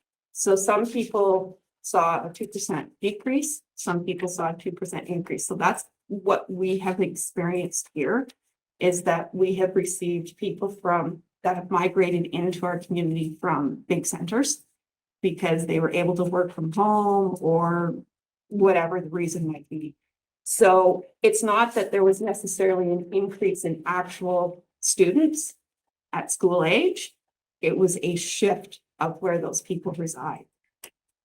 And as I always say, I know there's still a lot of property severances, which I've highlighted in the report. There's a lot of subdivisions still being approved. But again, that's just approvals being granted. It does not equate to actual houses being built. Because right now I'm being told it's anywhere between $300 and $350 a square foot to build a home. So if you're a family, you're probably looking, you want a larger home than 1,000 square feet. Can you afford to build? And you've got the mortgage rates and everything else. So we've had that shift, but will that shift be sustainable? It's hard to say. And there's a lot of articles right now about people leaving Ontario to go mainly to Alberta because of no tax, lower housing costs, lower rent costs, which surprised me, but the numbers they were showing were definitely lower. And some are going to the Atlantic coast. I was just reading an article before I came into the meeting where cottage country now, where the prices were millions and millions of dollars through COVID because people wanted to get out of the city, they could work from their cottage. It's now reversing. The prices are decreasing. The properties that are listed can't be sold because there's that shift back to the city because the businesses have said, no, we want you in the office. We don't want you working from home. So it's going to be interesting to see perhaps how the next 1 to 2 years is actually going to settle and fall out and what we actually do see. So in other words, we hope that we really enjoy that large jump. It's likely not to be sustainable. Well, I think the 2% blip is the 2% blip. Yeah. It's just we won't see 2% every year, Yeah. right? So I think what I'm expecting to see, and I probably will in 5 years, look back to see if my expectations are met, is we'll see that little blip and then we'll just continue on with our same trend, right? So I don't think we're going to lose our full 2%. We might lose a handful. But it's the shift within the province. When the ministry looked at the data, the overall number of students didn't change. It was just in which district were they? And we benefited from that shift. Okay, thank you. For you, page 4, Chair Morris has got, I think the information you're looking at, page 4 has got that, as of October of 2022, the enrollment for the district was 9,324. The elementary panel increased by 193. The secondary panel increased by 21 for a total overall increase of 214 over the course of that year. And then the chart down below gives you that sense of the past 10 to 12 years from 2010 to 2022, which corresponds to that market share one pager that Don provides for us. And then the projection through over the next 10 years or so to 2032 and the ideal of getting ourselves back up to about 10,000 students. Both in terms of market share and in space will help the overall discussion that we're having from, a low of 88.63 and now at 93.25, getting up to 10,000 over that time period, I think will help offset that, notwithstanding some of the other pieces of what happens with funding formulas coming out of a moratorium. But that's I think the data that you were after. The good news, such as it is we are increasing. Just a quick comment. This is really excellent material, Dawn. Thank you for putting it all together. It's I'm kind of like Jen. I do carry it kind of with me because I never know when somebody's going to ask me something. It's interesting to look at both the district, but our own family of schools too, and see how it's going, as well as state municipalities.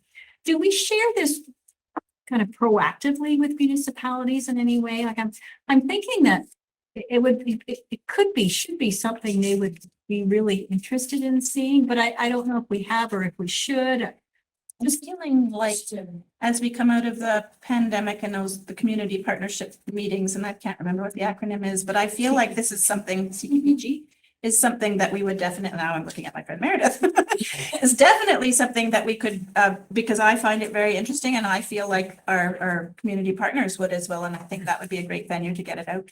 I think the municipalities would find it quite interesting because it's very specific to the municipality, a lot of detail. Yeah. And even to the schools that were, historically where they were, like there's a lot of really good information. So I'd love to see it more broadly distributed if we can. Think about it anyway. Yeah. That's excellent. Thank you for that. Good stuff. Any other questions? Comments? Again, it's a beautiful document, easy to access. Appreciate it very much. No problem. Thank you. Very much. Thanks, Don. Oh, I really work on that. Thank you. Wonderful. Thanks.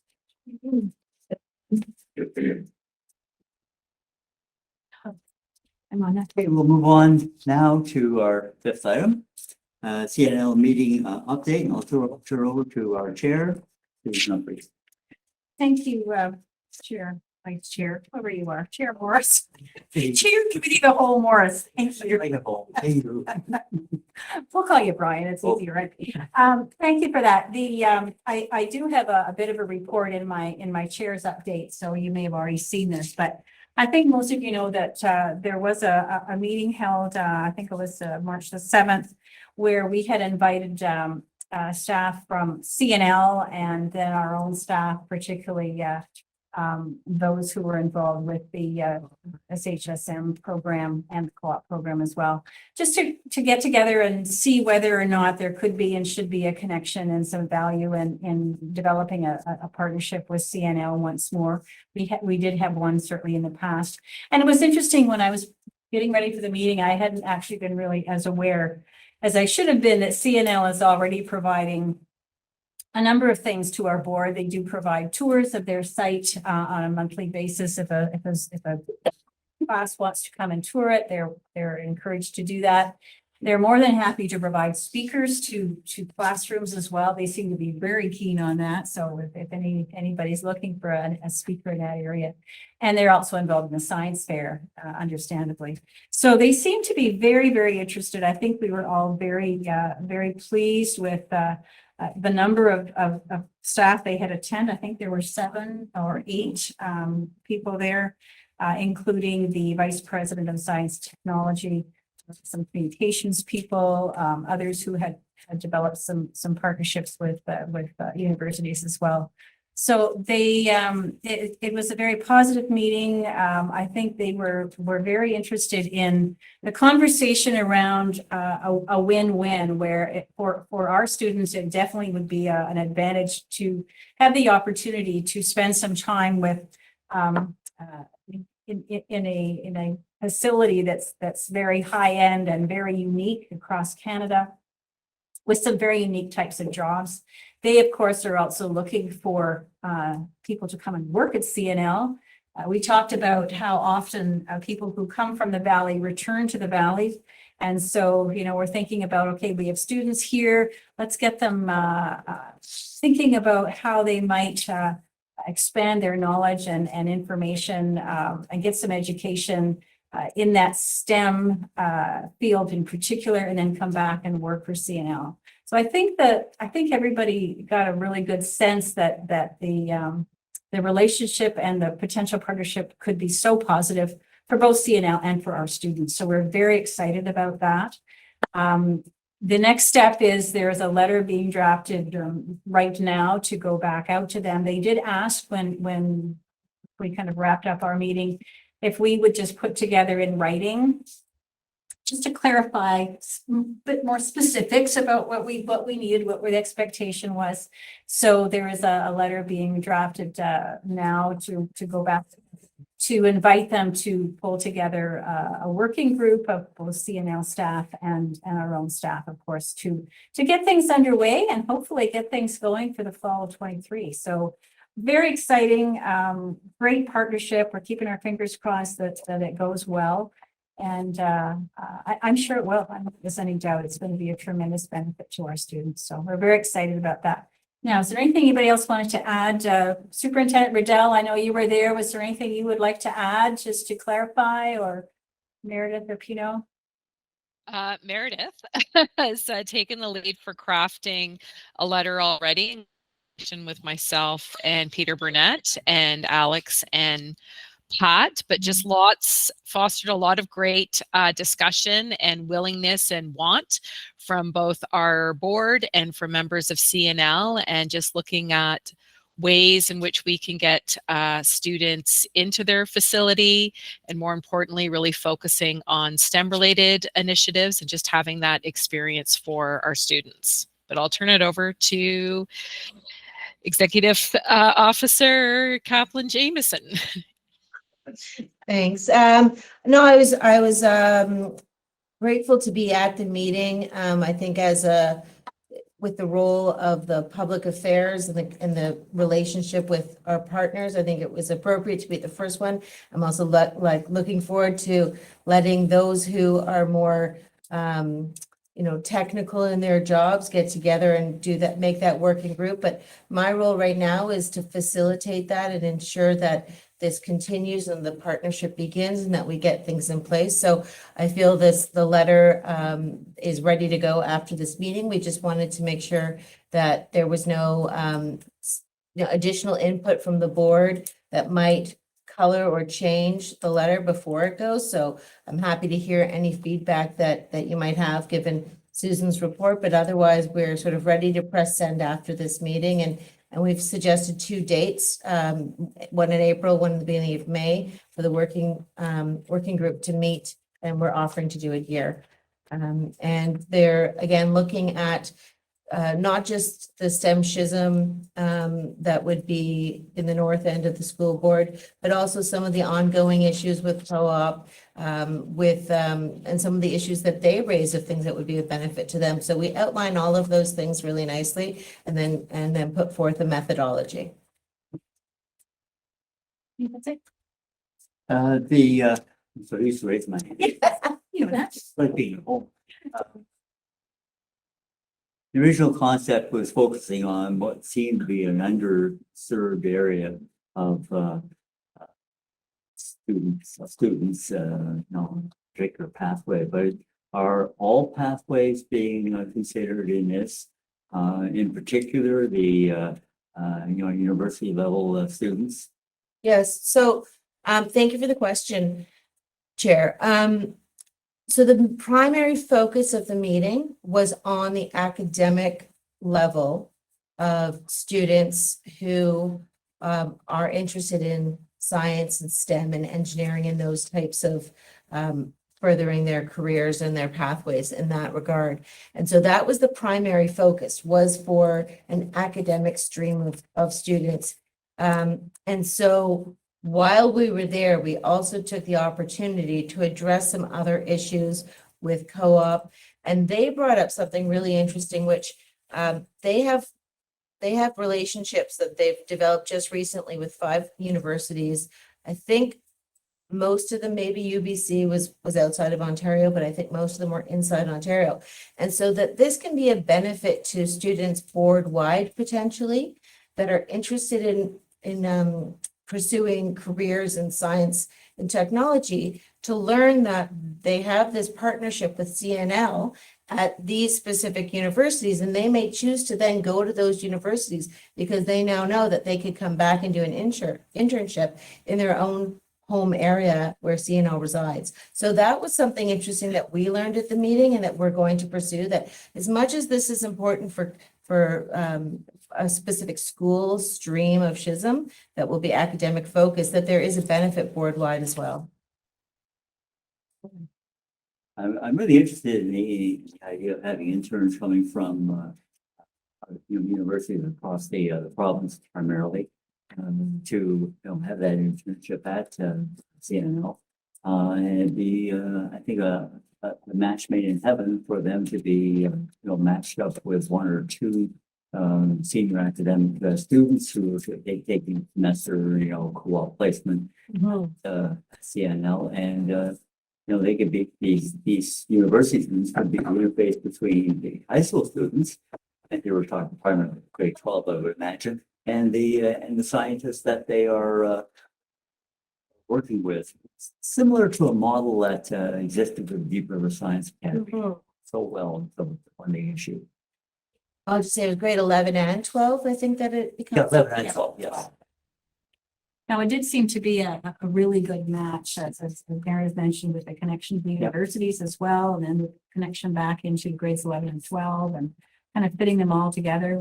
The opportunity there is really wonderful. Yeah, I've been kicking around the idea for quite a while. It's been those, and the idea of the internship from university students is a new wrinkle that really makes this very doable. And I'll just pick up on something that Susan said, if I may. Sorry, trustee Humphries, if I may, will be formal.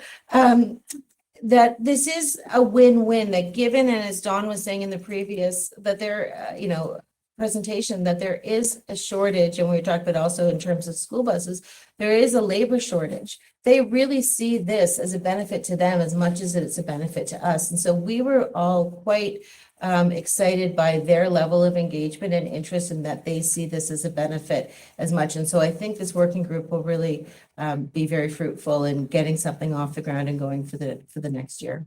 I agree. I certainly know some students that I taught, in the past, in the deep past, who worked at CNL, and some are still there. At all different levels in the organization. And once you get somebody from a local area working in a place like that, they are more than likely going to stay there until. I think Mike had a Just comment. one last comment, I could just see this being dovetailed into, if I'm an employer and I want to train someone in specialized STEM academia, what better way not just to have them in a placement, let's say grade 12, but to say, hey, by the way, the hiring board's coming out, and don't forget to put your name in. If I'm working alongside and I'm up there in some position, I'm mentoring some students, I think, geez, this person here is like, you've got a future here if you want it. And so it's just win-win. And they go to university, if they're walking back into a summer job there for 3-4 months, if they graduate, guess what? They're Valley people. Chances are that's where they might end up. Also, the beauty of just this kind of a partnership between our board and the organization up there at CNL, it's not just people who have a background in nuclear physics or maybe chemistry. It's right across the board in terms of, academic courses and interests of our students. So it's the treasure there. It really is. Absolutely. Any other questions or comments? Just one more comment, Mr. Chair. That is, we also look at, although we're focusing on STEM and the academic level, we've got such a shortage of trades. They've got tradespeople up there. And I mean, we just have to look around. So there's also a niche up there for tradespeople, which would be another win-win. Yes, Meredith. And then Meredith? They spoke to that, the fact that there's so much more of the organization, office administrators, human resource staff, all kinds of positions. So it's not simply the STEM alone. I know it's our focus, but they are looking for, they've got an infrastructure that also serves the organization and the society. So it's a very valid. It's a town beyond just a science or manufacturing establishment. And if I may just add, further to the director's point, which is that we could have chosen just to chew off one thing and just to focus on the STEM academic stream. But I think we can be more ambitious when there is a need that they have expressed for co-op and for trades and for other streams, that there's no need to just focus on one area when all are needed by our students as well as by their organization. And so as much as the focus was primarily on the academic to begin with, we did discuss, and the working group will continue to work on all of those streams. And I misused the word level earlier and I should have said stream. So with apologies, I'm learning. It was just, fill this one for whole, and then the other ones would be there, as well, because again, it is a town with all the different, types of trades, occupation. Any further questions, comments? Okay, thank you very much, Trustee Humphries, and look forward to further information as things unfold as they should. Former Prime Minister Trudeau Senior once famously said. And that's all I have for committee of the whole. I didn't ask for a motion to go into committee of the whole. It's a little different this time. I have a motion to adjourn from committee of the whole. Mike and Dave, all those in favor? Okay, it's carried. Thank you very much. And Wish to start early, 4 to 4. good for me. Good. Do you want to start? We do have guests with an earlier time. The discussion, we've alerted them, they could be here by 4 to 4. Okay, so why don't we start again at 4 to 4? I thought that was. Good afternoon, everyone. I am going to call the meeting to order. I know that Director Buffoni is on his way, so we will get underway. I do appreciate everybody being here today. I want to especially note that we do have a couple of people who are joining us online, Superintendent Riddell, and I believe Student Trustee Ava Beggs and Trustee Jody Primo are all online. So hopefully we'll remember that they are there, and welcome to everybody. Just a bit of a reminder as well is that it's always good to keep in mind and to recognize that we do record all of our meetings now so that people can watch them at their leisure. And so hopefully we do have a few people that follow it and catch up with what we've been up to. So appreciate that as well. I'm going to begin with the territorial acknowledgement.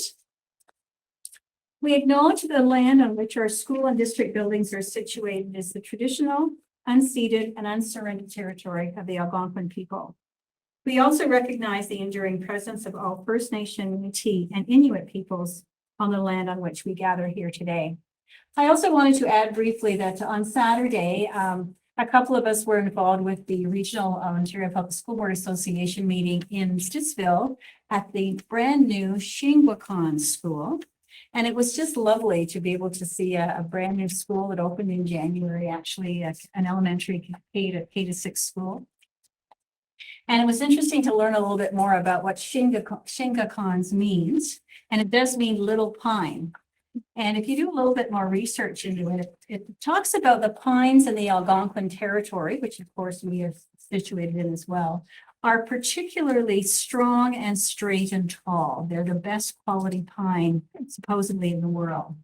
And when you think about that and how that links to students and how we're trying to teach them to be strong and tall and have all those resiliencies as well, it's just really connects really well for us. So I really appreciated the opportunity to see the school, get a little bit more information about it. The other comment that Principal Thompson made as well is that when we think about pine trees, and sometimes when they're a little pine, there might be a deer or something that comes and lies on them overnight, and they don't perhaps come up quite as well as you might think. So they've experienced some trauma. And he kind of related that to, some of our students also have some trauma. So we need to recognize that they're going to grow in their own way, and they're going to develop well and still develop that resiliency. So it was just a really nice connection for me, and I appreciated that. So I'm going to ask Trustee Kaiser for the invocation, please. Is Shelley around? I need a copy of it. Just because of my laptop issues, I cannot open it. Here you go. Thank you.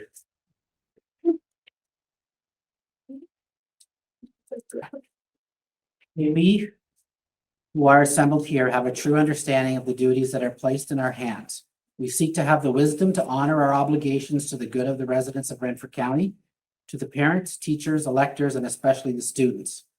May those who teach be ever inspired by goodness, and may the wisdom and knowledge which they impart to our students ever serve as a beacon to lighten their way. As trustees and administrators, we will work together with integrity, perseverance, and respect to the fulfillment of the trust bestowed upon us. Thank you, Trustee Kaiser. We do have regrets from Trustee Boland, who wasn't able to join us today.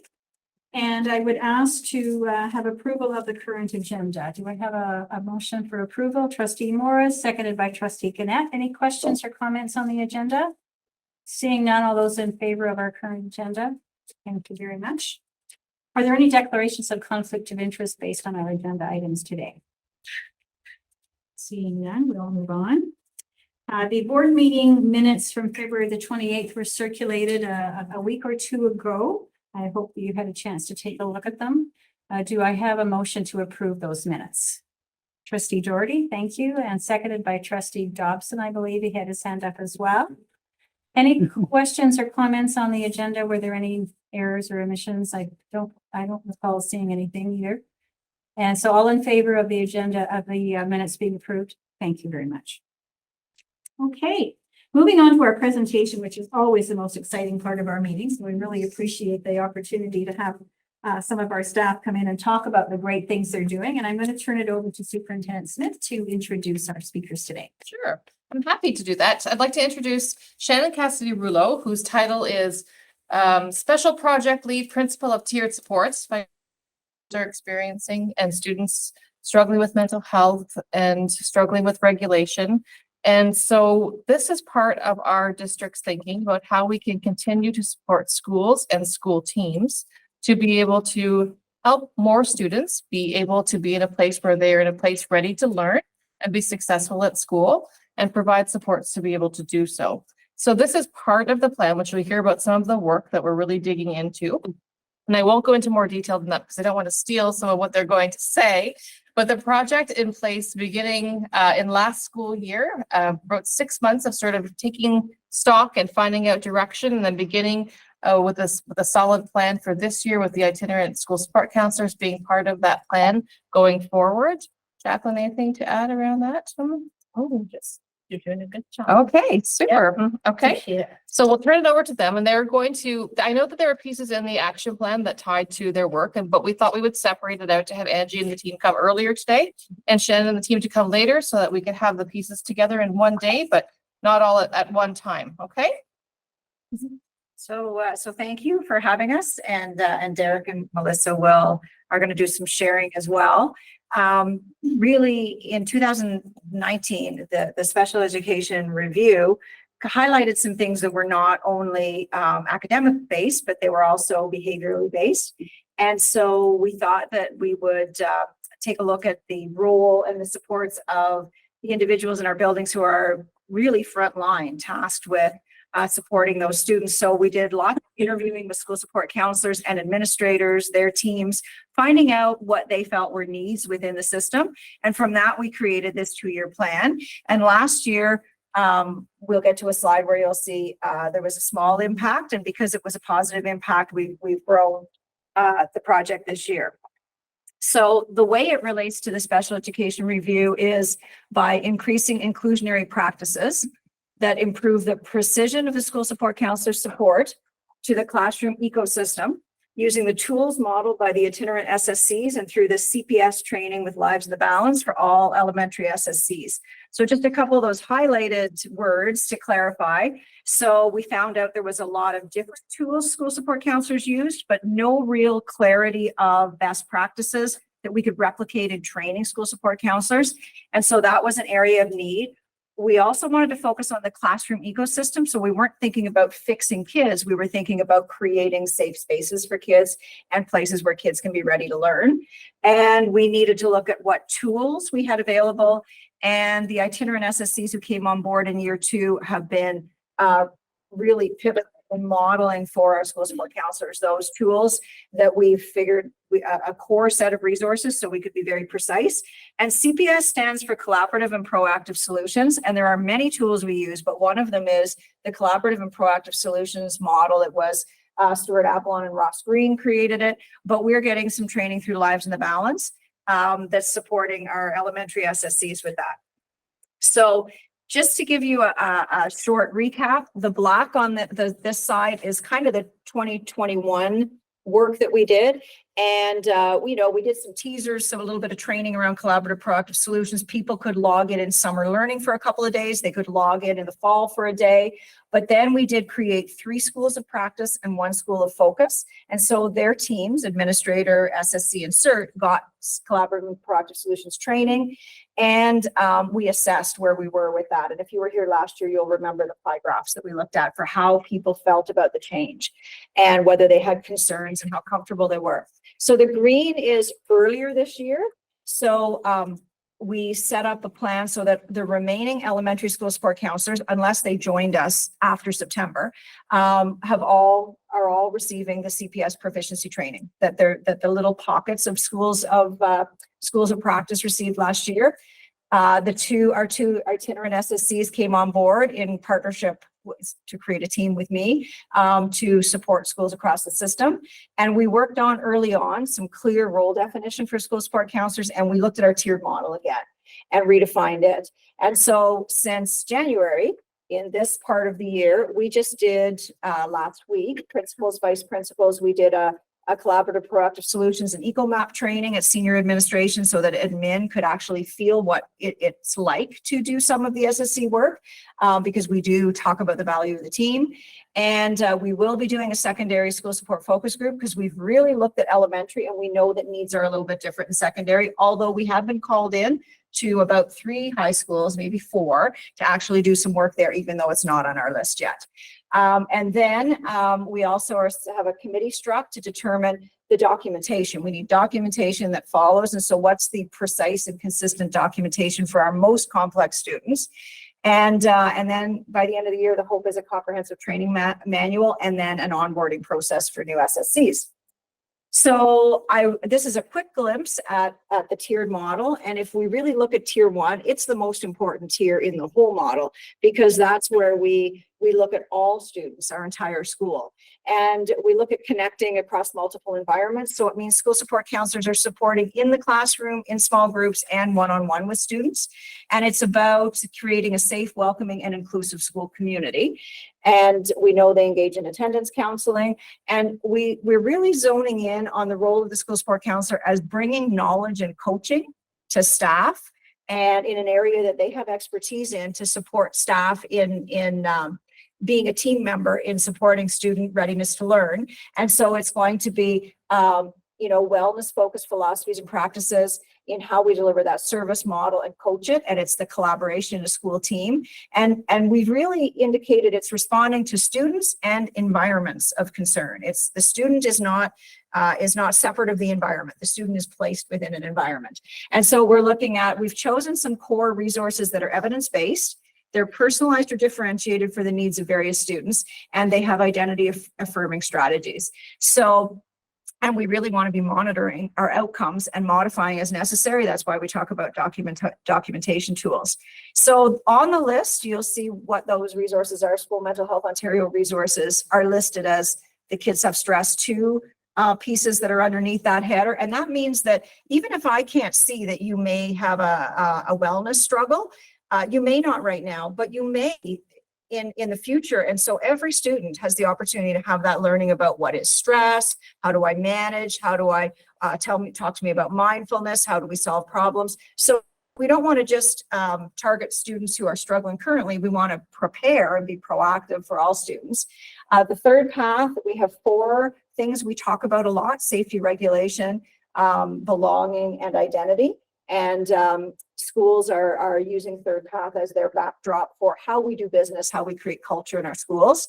There's a couple more listed there, but the ones we're going to look at today are eco maps, a little bit of restorative practices, and the collaborative and proactive solutions, so that you can get a little sense as well of the work. And just so that you have an idea, I think I already mentioned that the School Mental Health Ontario is about kids having skills and knowledge, skills and understanding about their own body, about what our bodies do when things happen, about understanding what's good stress, what's bad stress, what are positive coping strategies, what aren't. And then also not on our list, but we're going to share a little bit today, observational classroom charting. So SSCs are becoming really SSCs said, well, what would I do in a classroom?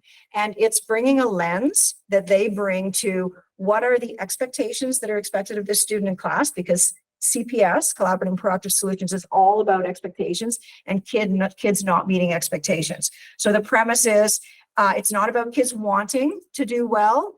It's kids do well if they can, if they have the skills to do well. So we don't talk about motivation and say this kid doesn't want to, this kid can't right now. And so when they go in, they're looking in the classroom for what are the expectations? Is it reasonable based on this student where they are right now in their development? Is it reasonable for them to meet these expectations? And if it is, how are we going to support them to do that? If it's not, we may need to personalize some things for them. So the charting has been really powerful in the work that they're doing. We do this thing called an ALSUP, the Assessment of Lagging Skills and Unsolved Problems. It isolates the skills the student is that are slower to develop for them. We don't teach to those skills, we keep them in our mind, and it helps us to recognize whether our expectations are accurate. And then by looking at the difficulties they're having and having conversations about them, we create plans with kids, and it's through that planning that they develop more skills in flexibility, problem solving, frustration tolerance, all those skills that research tell us that they're lacking. Eco Maps is a tool that's been around. If you've been here for a while, Eco Maps are a great tool that we still use to make connections with students, and very much in keeping with Third Path, because it's about how we look at the child's entire ecosystem. Restorative practices, informal and very careful about not thinking about shame. It's not you did something wrong. It's about how does this person feel? How do you feel? How do we make a connection and move on? And adults are always the first ones to reach out to reconnect. And community circles, we're finding, I think we just said we have 4 schools now, traveling to 4 schools, asking us, come and do community circles. Please model it in our grade 7-8 class. Please help our SSC to do community circles. And so that's on our list for the spring, but there's been a big interest in that. So before I ask, I'm going to ask Derek is going to pop up. He's going to talk to you a little bit about Eco Maps. Melissa's going to talk to you a little bit about that observational charting that I mentioned. But just to give you some context, at Senior Admin, we have produced for staff a case study, just so it's totally anonymized. It's not specific to any student. It doesn't have any distinguishing factors to respect confidentiality. And so we just pulled our little case study back out again and said that the anonymized student, the pretend person in our case study was Jaylee. And we said, okay, let's imagine Jaylee. Let's do an eco map. Let's do an observational checklist. Let's do an ALSUP so that we can just give you guys an idea of kind of what that looks like. So I'm going to give it over to Derek, who's going to talk a little bit about the ecogram and what Jaylee's ecogram might have looked like. Thanks. I had the benefit of staying at the back of the room and I don't think I get to do that here. Oh, such luck. No such luck. And slight apologies to all the fine folks over at Senior Admin, because this is somewhat of a repetition of what you've already heard from me. But I do want to say our community circles that we're doing in classrooms are all education focused. We're seeing some good benefits with that. If students are studying a novel, or if they're working on certain math orientations, we discuss what they're learning in school. We're finding out who's having success in this and who's struggling with it. And we're pairing students together. We're creating connections in the room through community circles that way. So wonderful stuff happening with community circles as well. Eco maps, like Shannon said, have been around for a very, very long time. I've always used them. An eco map done at an agency at a tier 3 service with a therapist is very different from the eco maps that we're generating in school. Those eco maps at tier 3 agencies look at an entire person's, from their microsystem to their macro system, and any services that they're attaining from the federal government level down to their own community. So looking at provincial services, what services they're acquiring, what services are helping them. But when we're meeting a student, we're simply looking at the student and their system within their home, and that's just connections at home. Our focus is on school, and we're looking at their school day, from perhaps a bus ride to school if they're having difficulties or successes there.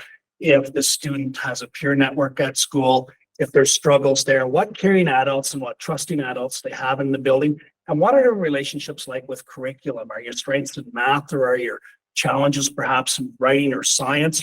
And it's just a wonderful way to get to know a student. I call it a get to know you tool. It empowers the student. It de-escalates the student.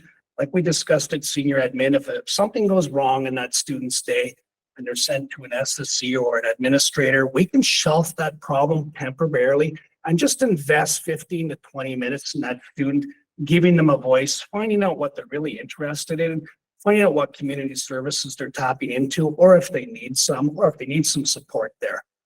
And if we want, we can bring up our case study that we studied at Senior Admin that day. So this is freshly made this morning about Jaylee. We always start in the center. I made this one neater than I make most, of course. So we always start in the center of the page with Jaylee, because Jaylee is the important person. We always use the bigger circle for the person, and then the next biggest circle would be the school environment.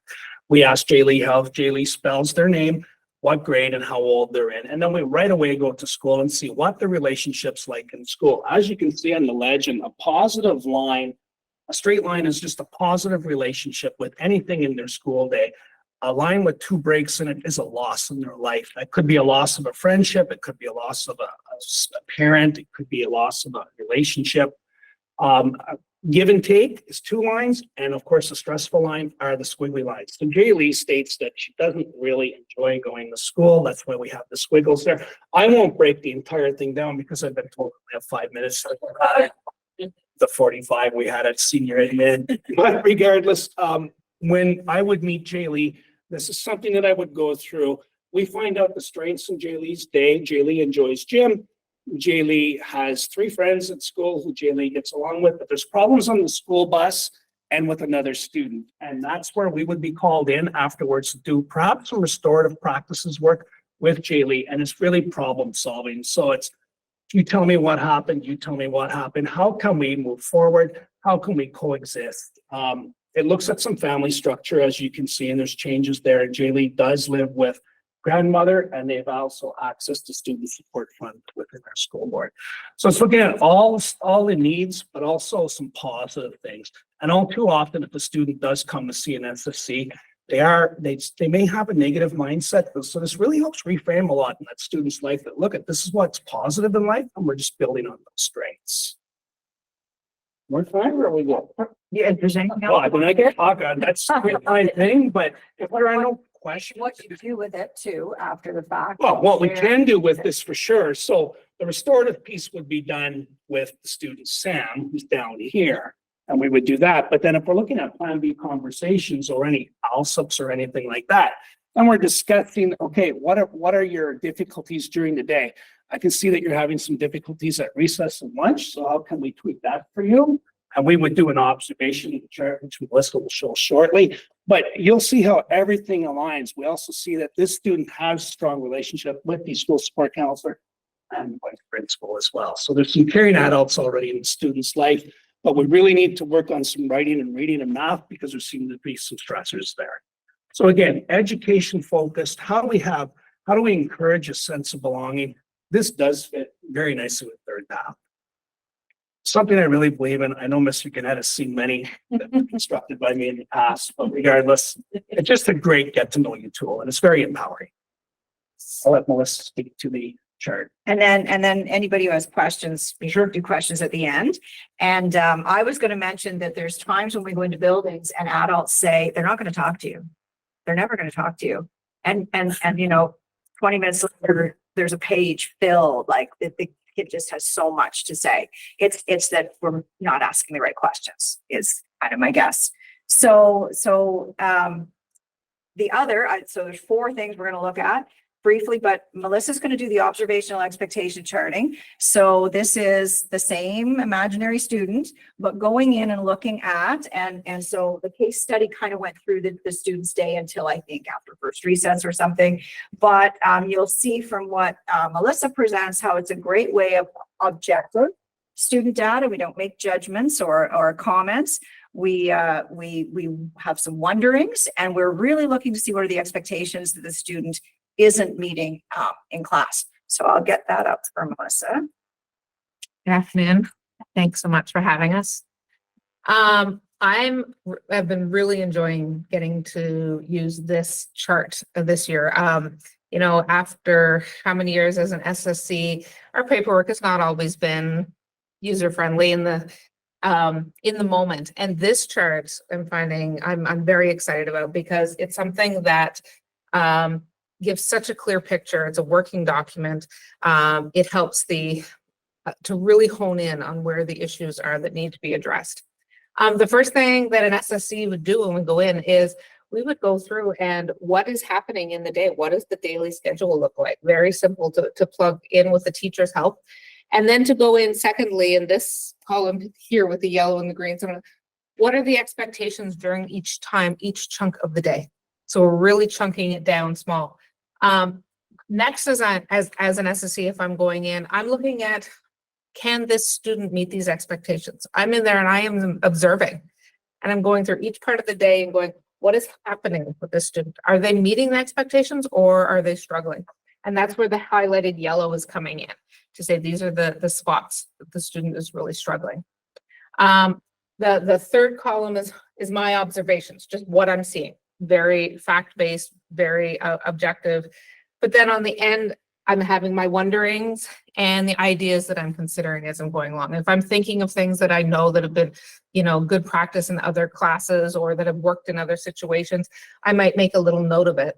Or questions that I have that maybe I can pose to the educator later on, and I can write that in there. Things that I'm seeing that, maybe this observation, what I'm observing is that not only is this student not meeting this expectation, but maybe it's just not clear enough for the whole class. And that's something that maybe we can talk about later too. So as you're going through this, it's really a great tool to be able to sit down then with the educator instead of, eye to eye saying, well, here's the problems. Saying, hey, let's look at this and let's look at where the expectations are and where the struggles are, where we can get very narrow and focused, and what can we do in these spaces. And it's a great collaborative approach that I've really enjoyed using, and it lends very nicely to connecting with the CPS conversations. As I'm seeing, she's having difficulty walking to the gym with the gym teacher. Okay, well then let's talk about why is that happening? And maybe as the educator, and there's a conversation that's being had there, we can come up with a solution that's an adult solution that's going to work. But maybe as we try that and go, that didn't work, maybe then it's a CPS conversation with the student saying, we notice that you're having difficulty at this time of the day with this situation. Tell me more about that. Let's talk about it. And hearing their voice to be able to bring it into the conversation and maybe come to some better solutions for that student where they feel empowered and they feel heard. So yeah, it has been a great document, and it just seems to, all of these things seem to just come in so well together, right? From doing the genome map and getting to know the student, finding out the difficulties, looking at the expectations, and then, sometimes it's just looking at the classroom, and as the teacher or the educator and the SSC are looking at it, you can go, no, we see where maybe we can make, as adults, we can make improvements here, and that's going to help the situation. If not, then we can move on to, okay, let's get even more narrowed and let's bring in the LSAP and let's talk about CPS conversations. It all really works together seamlessly. Thank you. Perfect. Thanks. So Melissa alluded to the fact that, you can make some changes in the environment that can be really helpful. And so we spend, lots of time talking with Lives in the Balance about, adult theories and us as adults thinking we know how to solve problems. But the kind of the thing is that Ross Green says is give it a try. Try something if you think it might be it. If it's not, you don't try more. You go to having your plan B conversation and you hear from the kid. Sometimes you're able to make some tweaks on your own, and that's great. But if that doesn't work, then you're on to the LSAP. And we're really thinking about using the LSAP as, remember I said we've struck a committee to talk about documentation. We're thinking, is this a document that would travel with the child, like through the year? And as we solve problems, we'd indicate that the problem's been solved, or at the top of it are the lagging skills. So the lagging skills are the why. This is probably the reason why the child does not behave adaptively to expectations in the classroom, because they have lagging skills in areas like maintaining focus, or handling transitions, or considering the outcomes of their actions, or persisting on challenging tasks. So we look for, and this is again our imaginary Jay Lee. So this is looking at her typical day that she has and looking at what do we think are probably the skills that are missing. And you would do this with the whole team. So it would be the school support counselor might do it with the teacher. You might involve the CERT teacher. You might have the administrator involved. So it's generally more than one person doing it. The more the better. And we found if you've got an educator who's struggling, they want to sit and have a conversation. They want to kind of help figure out. So we don't have a problem with having teachers make the time to meet. So this is looking at the child's, this is the day from the case study. And this is the very specific things that student is struggling to do. And those are probably the times when you're getting concerning behavior, because you're not meeting that expectation because you don't have the skills to meet it. And now the concerning behavior comes out, and we say behavior is just a signal. We're not changing the behavior. We're trying to fix the problem that's causing the behavior. So ALSUPs, you learn how to do them. They're very precise. If we're talking about difficulty staying in your seat on the morning bus ride, you're also talking about difficulty staying in the seat in the afternoon bus ride, because they may be two different problems. And so if you noticed on Melissa's observational chart, some of the things that she might have listed, you could have pulled them right off the chart to be put right into the ALSUP. So she had things about difficulty walking to the gym in the class line. That was one of her yellow highlighted things. So they work nicely together, because lots of your work for the ALSUP is done just by your observation. So we're not going to look at a Plan B conversation today, but that would be the next step. That would be the 3-part conversation where we ask a student, I notice you're having difficulty walking in the line to gym, what's up? And we have some drilling strategies that we help the student, we help dig into that a little bit for the student. And then we share our adult concern. You know, when you don't come with the line for gym, it's a safety concern, because I don't know where you are when you're not in the line. I wonder if we could do something about, and we have the students' concerns and my concern about your safety if you're not in the line.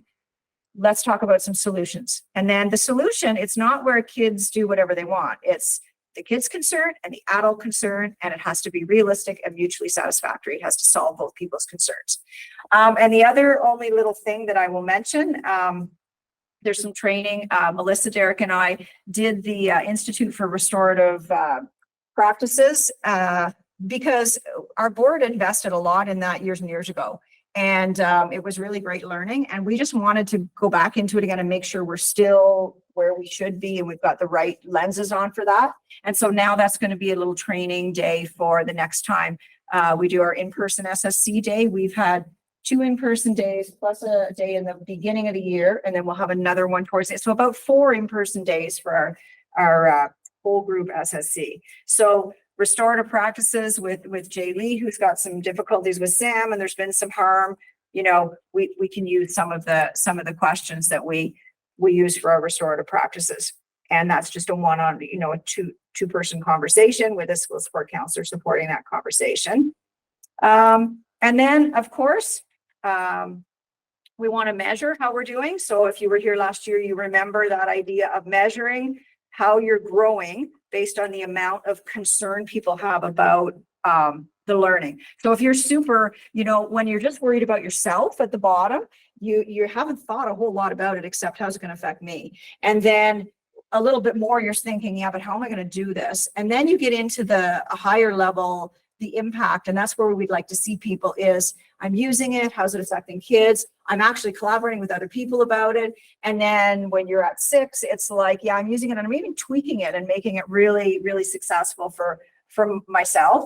So this is just our baseline. And so we're not going to look in any depth. Just know that the lighter the color, the lower on the scale we are.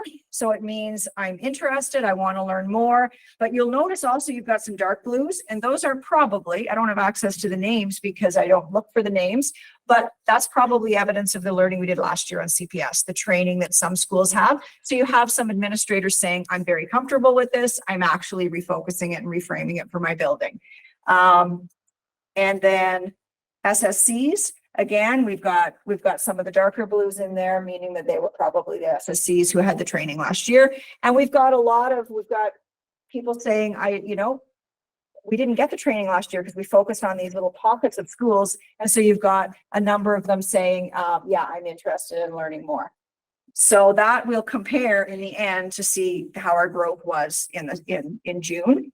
And just so you hear the voice of the school support counselor in the presentation, this is kind of the participant feedback for the training. We have 15 sessions. And so SSCs come together in 2 groups. There's a 9 a.m. and a 10 a.m. They meet every couple of weeks, and they have to produce work. They have to produce an ALSUP. They have to produce, with permission through a form, an audio recorded conversation with a student with permission from the family. And so they get feedback, and it's a vulnerable process there, but you have to practice, you have to get feedback, you have to do some learning. And so you can see from that, there's a lot of, I think some of the parts about the things that they've learned is, they're saying that I'm moving away from just looking at the behavior and I'm focusing on how to be proactive with some long-term solutions.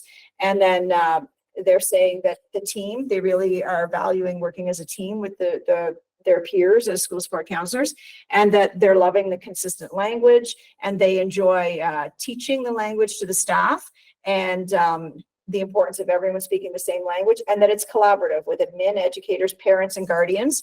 Just had a meeting the other day and shared with the family the LSIP for the student, and we actually had color coded it.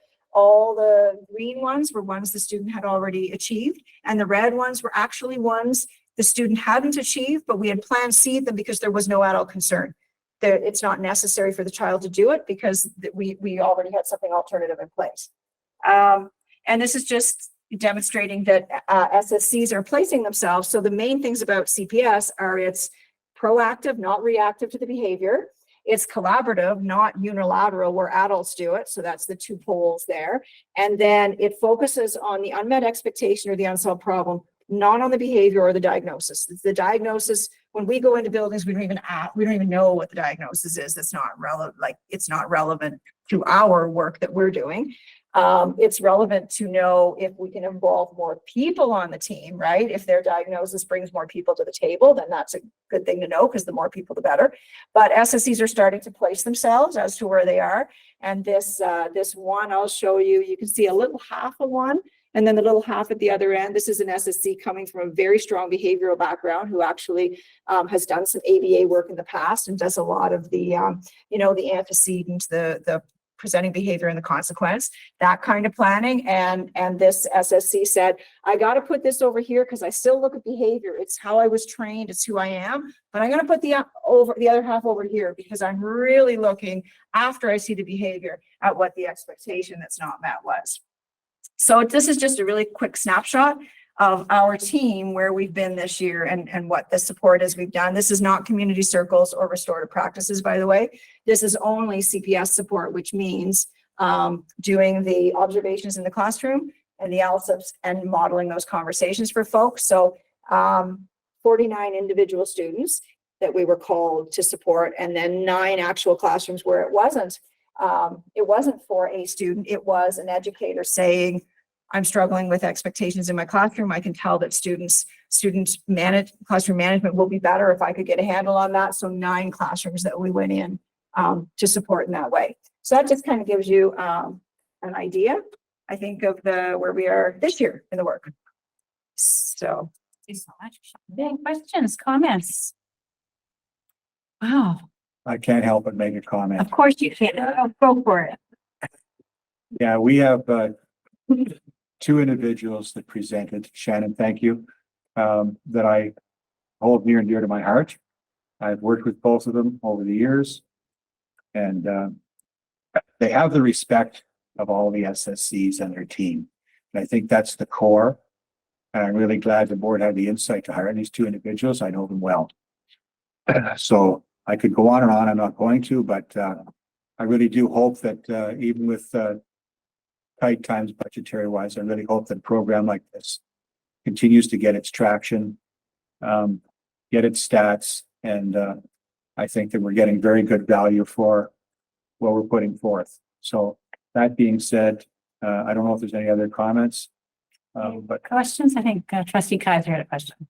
I think it's a question. Anyway, I found it very practical and very logical in how it's set up, especially reminds me of the chart, that you track. I back in my early days in management at Cisco, the president came up to me one day and he was saying, why are you struggling so much with your daily time management? So this is what you need to do. You need to chart your day for a few, and you need to figure out which areas you're struggling with, and then you need to do something about it. And it reminds me exactly that process here. And I'm guessing that the success you're having with it is the practical and logical approach you're taking with the 4 steps. That's what jumps out at me anyway. And the observational chart is just something we made up. Oh, really? Like, it's not based in anything. It was, we're going into schools, but we don't really know what the expectations are for the kids. So how can we we want SSCs to be in classrooms. What do we do in a classroom that brings value and that helps us then move further in the process? So it's been really practical. Yeah. Jacqueline? I just wanted to also make a comment. Last week after we had the presentation at Senior Admin, I had emailed the group and said I was very excited to spend the time learning with them because it was seeing the vision that, you know, Shannon, we talked about coming into play. And I think, Dave, you're right. There is a practicality to it. There's also the piece that by having that and the charting, and you heard one of them saying about how when you have the conversation with the educator, it removes the emotion because these are emotional situations. It's frustrating. You have a staff of how many students, you have somebody who is struggling and you're trying to figure out what you need to do. And it helps to just kind of say, let's remove the emotion, which you also hear in terms of when Derek was speaking about the eco map. You're building a relationship by just presenting, let's talk. Let's see what's going on and hearing your voice. What can you tell me about that? And I think that that's going to serve us really well in terms of students recognizing that they do have that piece of, you know, I have something I know about myself and I can share it and people are going to want to help me to figure out how to respond to that. So I just, you know, I think it's a really, really positive step. And I know the response we've had within the district is educators also saying thank you because they're seeing that it's helping them and they're seeing the success where it might have helped someone else and they go, oh, come over here. I like some of that too.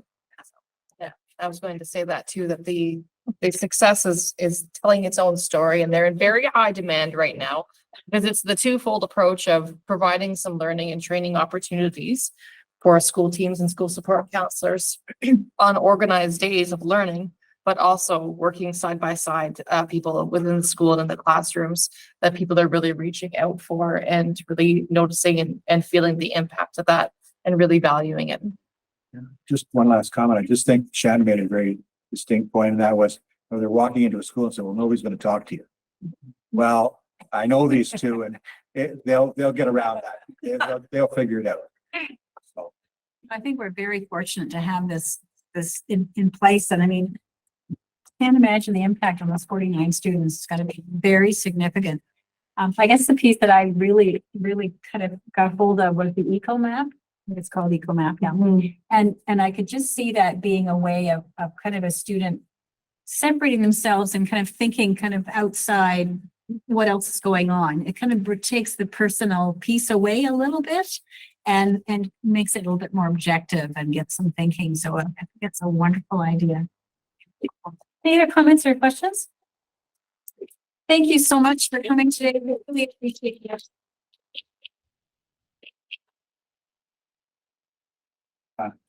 Amazing.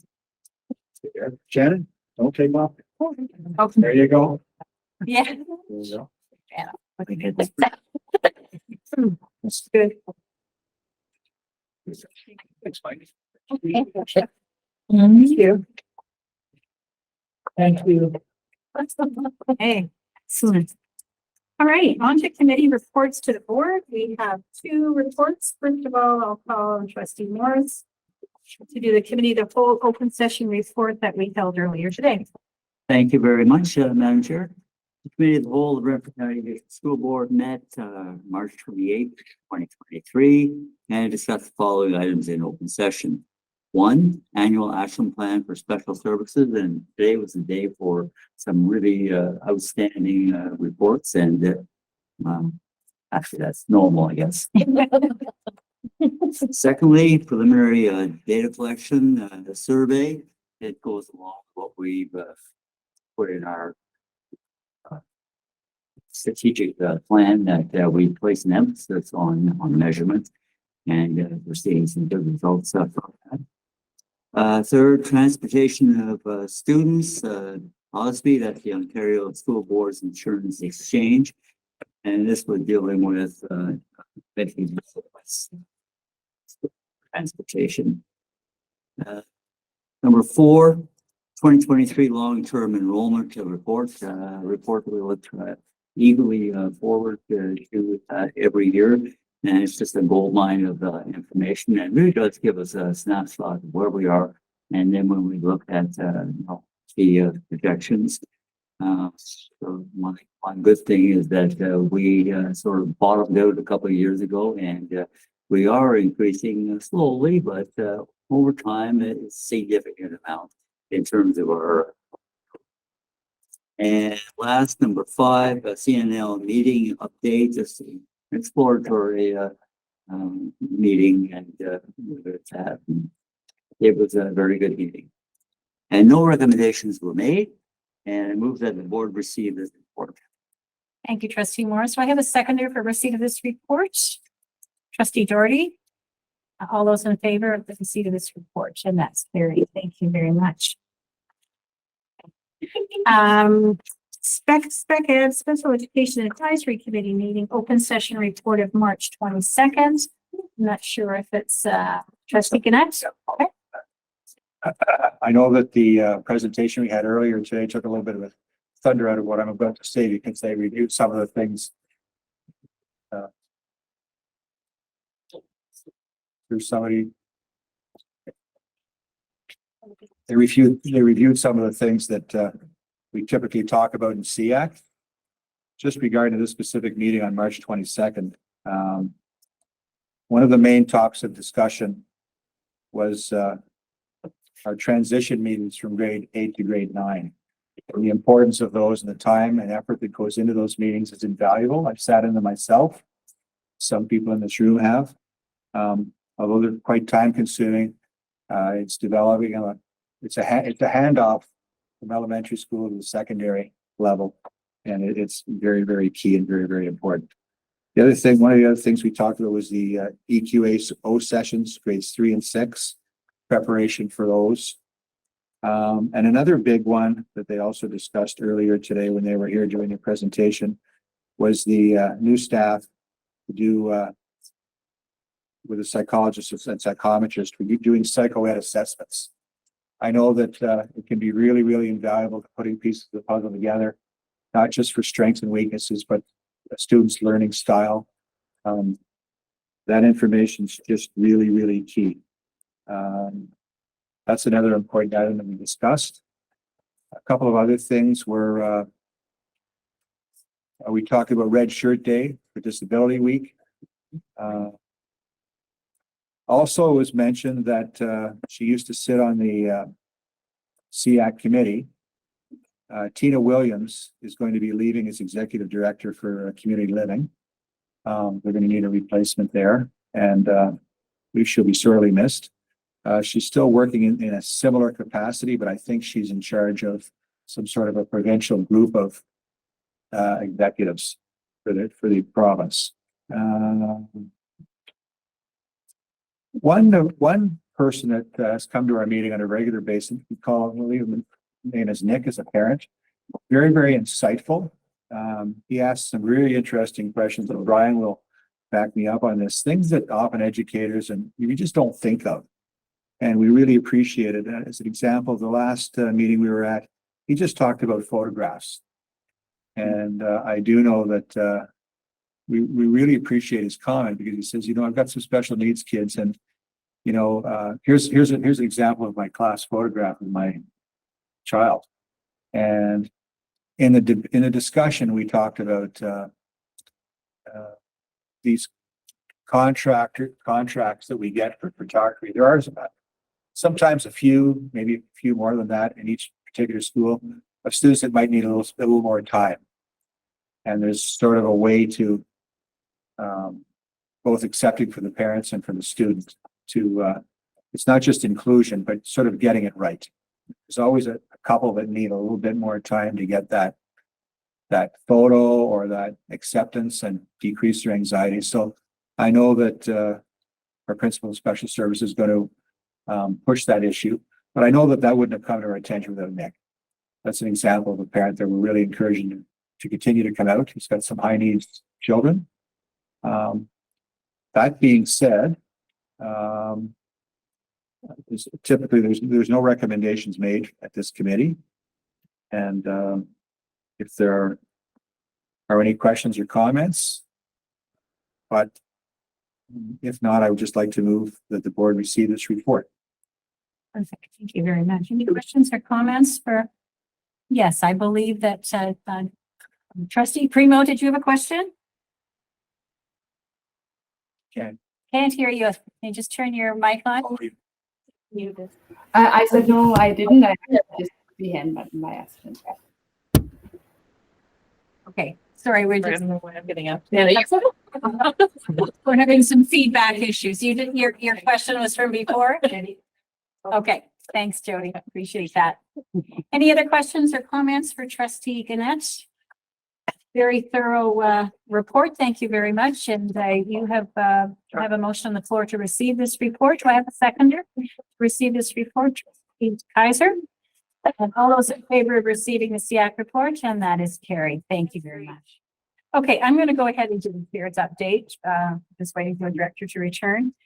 So it's my pleasure in my update to talk a bit about our meeting with CNL, which I know I have updated some of you on earlier today, but just to get a bit more detail. So on March the 7th, we did hold a very interesting meeting with key staff at CNL, Jeff Griffin, Vice President of Science and Technology, Gina Strati, Director of Science and Technology Partnerships Program, Josh Bull, Director of Science and Technology Stakeholder Engagement, Brittany Pearsall, Senior Recruitment Coordinator in Talent Acquisition. I love the title of that, in Talent Acquisition. Phil Compass, who is the Manager of Corporate Communications, and Marissa Breeze, Communications Officer, External Relations. So we had a very strong representation from CNL, and from our CDSB, we had Superintendent Goodell, our Executive Officer, Meredith Kaplan-Jemison, Peter Burnett, Alex Harris, Pat Rousseau, and Pino and myself. We both CNL and we spoke about our vision and our mission. And it was most interesting to hear about the expansion of CNL, as well as their focus on reaching out to various stakeholders. It seemed to be a large priority for them. They spoke about the development of partnerships with several universities in Ontario, as well as their current support to students and the public in our district. Currently, they offer tours on a monthly basis to any class of students who request it. The students spend the day at CNL and see various components of the facility. They also provide speakers to classrooms when asked, and as well, they continue to support the district science fair. We outline our interest in collaborating with them on a specific specialist high skills major program with a STEM focus to offer a more intensive experience for our senior academic students. This seemed to be a logical link to the partnerships that they are currently working on with several universities. Our staff is in the process of identifying specifics and working with CNL to move this idea forward. And in the meantime, I'm hoping that maybe as a board of trustees, we can set up a tour of CNL as well. I think it would be very interesting to go and see their location now. And their three priorities are restoring and protecting Canada's environment, clean energy for today and tomorrow, and contributing to the health of Canadians are of great interest to our board, staff, students, and stakeholders. So we really look forward to the outcome of that future meeting. Pino and I also had an informative Zoom call with the EQAO CEO and Chair Dr. Cameron, the CEO is Dan Koenig and Chair Dr. Cameron Montgomery, just prior to March break. And they really spoke about the changes occurring to EQAO and how this year will be the new baseline, due to several reasons. And we did question that because we were wondering why they would change the baseline to now. But they felt that because of new curriculum and also new computer adaptive assessment that's been implemented, that they really needed to change the baseline. And we are going to have Dr. Cameron come and speak to the board at some point and talk more about EQAO as well. So I think that would be interesting. And of course, March break happened not too long ago, and it was wonderful to see some of our students experiencing trips to other countries. I was following a couple of them on Twitter and on Facebook and Instagram, and I came across this one quote that I thought was good. Travel is rich with learning opportunities, and the ultimate souvenir is a broader perspective. So hopefully everybody had a bit of a break and got re-energized to the slide down to June now, because once we get through March break, it does seem that June comes very quickly. So that is my report. And let's go ahead and do our student trustee reports. If Taylor and Ava are ready, we might as well do that as well. Sounds great. Let me my laptop won't connect to the internet, so I'm like, oh my God. Okay. Oh my gosh. You can see it on a very little bit bigger screen. Okay. These past few weeks, Ava and I have been working hard to recruit possible candidates for our 2023-25 student trustee, who will be elected in April, which will be April 13th, which is Thursdays. We've run 2 informational sessions on March 9th. So we have one in the morning and one in the afternoon. Those sessions included the history, responsibilities, requirements, benefits, and much more revolving the role of student trustee and also dipping into student senate. I ran the first one and Ava ran the second one all by herself. It was a really good turnout.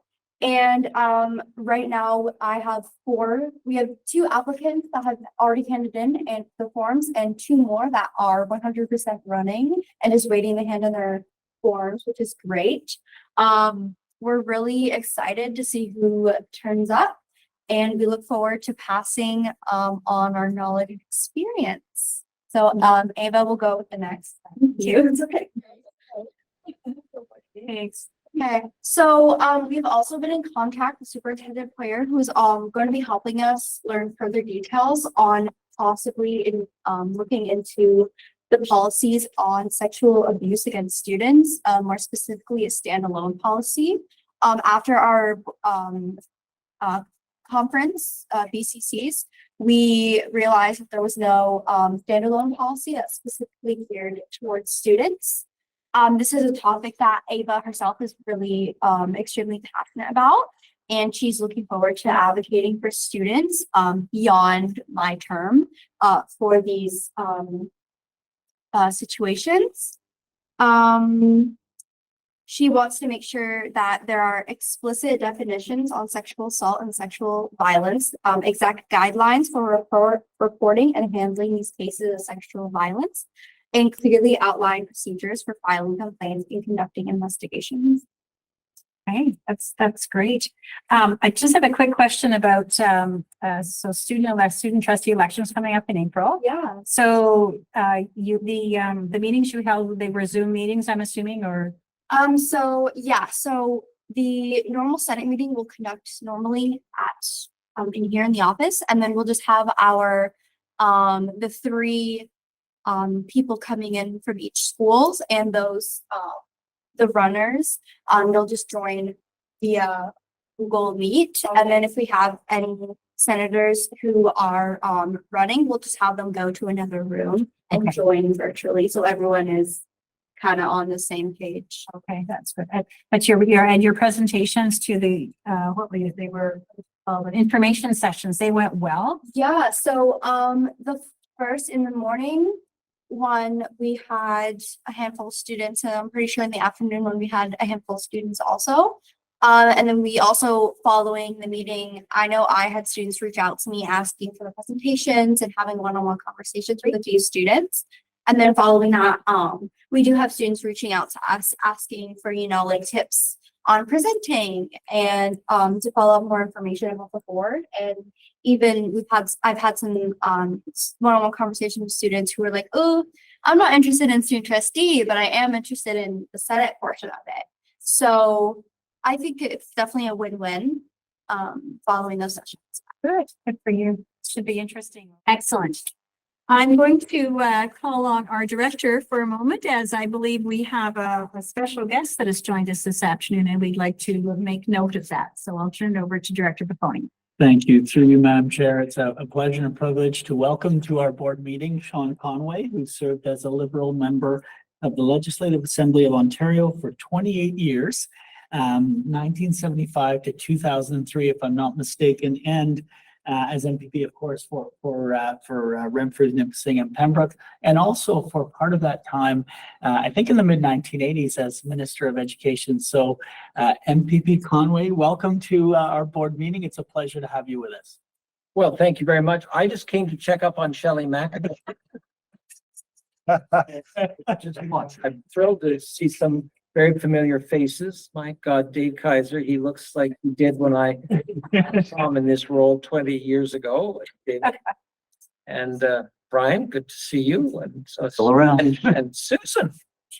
Wow, good to see you in the new role. One of the things that I do and have done since, well, I really have done mostly since I was elected 48 years ago this coming summer, is spend some time teaching at least one university class, and since I retired 20 years ago, my God, Shelley, can you believe it? Years ago, she tried hard, you know, to make me something more organized than I. No. Anyway, so I teach at, I've taught a lot at Queens and U of T and Ryerson, and it's fairly rare that I don't at some point have somebody come up to me, often late in the term, and say, you don't know me, but I went to your old high school, or you don't know me. I was just saying to Tammy, I teach a course, a graduate course at Ryerson, Toronto Metropolitan University, don't you know? Now, anybody here got a Ryerson degree? Anyway, those of us who studied 19th century Canadian history are biting our tongues mercifully over that one. But anyway, this kid, it's a graduate course on issues of Canadian energy policy. God, he was good. He was just one of the best students I've ever had. And he comes up to me at the end of it all and says, Conway, I'm from Haley Station. I'm trying to think of his name. I've got the problem of a 72-year-old who can't just always remember things when he needs to remember them. But I have to say, Tammy and I were talking a bit about this, and I do want to say this to you, because I don't think I've ever had the chance before. I'm not going to make a speech, but I do want to say this. That over the time Pino was right, I was 28 years in MPP. And I think over that time, I probably hired at least 40 of your graduates. And I'm telling you, they were to a person. The joy of that experience. I mean, just really good kids. Yeah. So, like, And they got it both ways. oh, Yeah, I was in the Queen's faculty club here one day, a couple of years ago. And there was the Stanford Alumni Review. Now, Stanford is one of the great universities in the world. And I don't know why I was sitting there, but I picked it up because I was waiting for my friend whoever it's having lunch with. And I started just to flip through it because, page 4, Madawaska Valley High School. I thought, what the hell is this? Well, one of your graduates, whose parents I knew well, and she went to school with a couple of my younger brothers, has turned out to be one of the very significant physicists in the United States. She's been a tenured professor at Stanford for decades. And what was so compelling about this story was she was just reflecting on how she actually got into astrophysics. And it was, you know, I grew up in this little town in Ontario, and it was a kind of a male-dominated world. And my dad was a kind of a Thomas Jefferson type. He liked to tinker, and he was a tinkerer. He could do just about anything. He made airplanes with Dr. Chapesky, and he ran the hospital. He could fix anything and everything. And she said, I just wanted to take a technical course, you know, and I couldn't do it because I was a girl. And everybody, including, you know, I can't remember it all, but anyway, but she said some kind teacher finally let her take a drafting course, I think it was. And that just kind of reinforced a whole bunch of other things, and away she went. I think she did graduate work at Stanford. I forget where she did her. She might have gone to U of T, but what a story. But there's so many of them. I'm telling you, the gang that worked for Shelley. I was for Shelley too. They were just universally wonderfully talented, resourceful people. And you should be really proud of them. It's an honor to have you here. Thank you. Yeah. Well, So thank you so much for coming in to visit us as well. We have just a little bit of a thank you note for you. A little bit of reading about the schools of Renfrew County, which I'm sure you perhaps already know about, but that is an excellent book we put together. yeah, I haven't seen this. It just gives the history of all the schools, and Well, that is very good. That's very timely. very interesting. Yes. I'm sure you'll enjoy that. And just another little memento, but thank you so much for coming in and spending a few minutes and reminding us what great students we have. There's no question about that. Well, The best we can. keep up the good work. I know it's not easy because I can't tell you, I look at some of these enrollments. I can't believe, although I'm hearing that there's a bit of an uptick in some, yeah. So, Fingers crossed, and keep going. well, thank you very much. And Brian, are they all kind of meeting a good standard? That is the trustees. Yeah, well, that's way back 76 to 91, and then I came back in 2014. Voters let me come back. That's nice. He keeps us on our toes. What about these student trustees? Oh, well, they always keep us on our toes. No question. Your guys. Maybe yourself or else, but, so thank you for your hospitality. I'm going to get out of your way. Okay, can we do a bit of an OPSBA update, Kim, if you don't mind? Sure. It's very brief, but we did the Eastern Regional Meeting, which was the first in person since 2019. We did a tour of the school. The school opened in January. I talked a little bit about it, but kind of interesting to see a new school that was just opening and some of the new things they're doing. The teachers' desks was kind of interesting. That was The non-desks. Yeah. No desks. the little trolleys. Yeah. I really liked that all of the tables were all writable tables. I'm sure you probably all know this, but I thought it was very cool. Yeah, which is something some of our schools do as well. Like I know ADHS does it in a few of their classes. They use the whiteboard markers. We did the OPSBA strategic priorities, which I think you've put in everyone's mailbox. Yeah. mailbox. Spent a lot of time on the where you see OPSBA's goals, I guess, in strategic plan in the next 3 to 5 years. So we spent most of the time on that. Presentation from one of the OCDSP's programs. Oops. SATE. Student achievement through equity, and it was an interesting program. If anyone wants the info, it's right here. I did bring along a couple of extra copies. Did you have some extra? Okay. No, so that there might some of the executive can see. And if anyone needs some, like there's all this stuff as well, which is, yeah, I wouldn't do it justice for their presentation, but it was really good information. Then we did updates. It's always interesting to hear updates from the other boards, what's going on and some of their challenges. And I think that was pretty much it. The only thing was the next regional meeting and the AGM, June 8th to 9th. I think the regional meeting is in that. There is a regional meeting as Okay. well. It's a small regional meeting, yeah, short regional meeting. In Blue Mountain. Blue Mountain. Yeah. And that was all I really wrote down, but if there's anything. Bryce, did you have anything to add? It was just good to network. It's been a few years since we've gotten together, and I happen to be sitting beside the board chair, John McAllister, and we struck up quite a conversation because I'm very interested in a sort of tech file where that's going, and he was quite knowledgeable in that area and the school board is attempting to accomplish. And I know their board's about 2.5 times bigger than ours roughly, but they're doing some interesting things. So I found that to my benefit. Other than that, I think you pretty well covered it, and they fed us. Yes.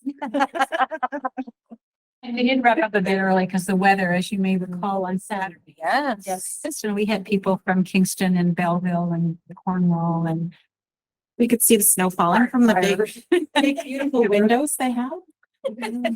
Beautiful. Very bright school, like at the end of every hall, it's just Lovely. floor to ceiling windows. There wasn't a dark spot in that school. And really wide hallways. That. The only thing I would add is sorry, I've been cleaning that. That's all. Yes. The only thing I would add is that there is a $1,000 scholarship for the region geared to students going into the trades. And I know that information has been sent out to the schools, but we do need somebody from our board to sit on a scholarship review committee. It's all done by Zoom, so it won't take a huge amount of time. But we do need to put forward somebody's name sometime in the next week or so. So I don't know if anybody is interested in doing that, but we should have somebody sit on that as well. So think a little bit about that. I've been on the committee the last number of years, so it's time for somebody else to be on it.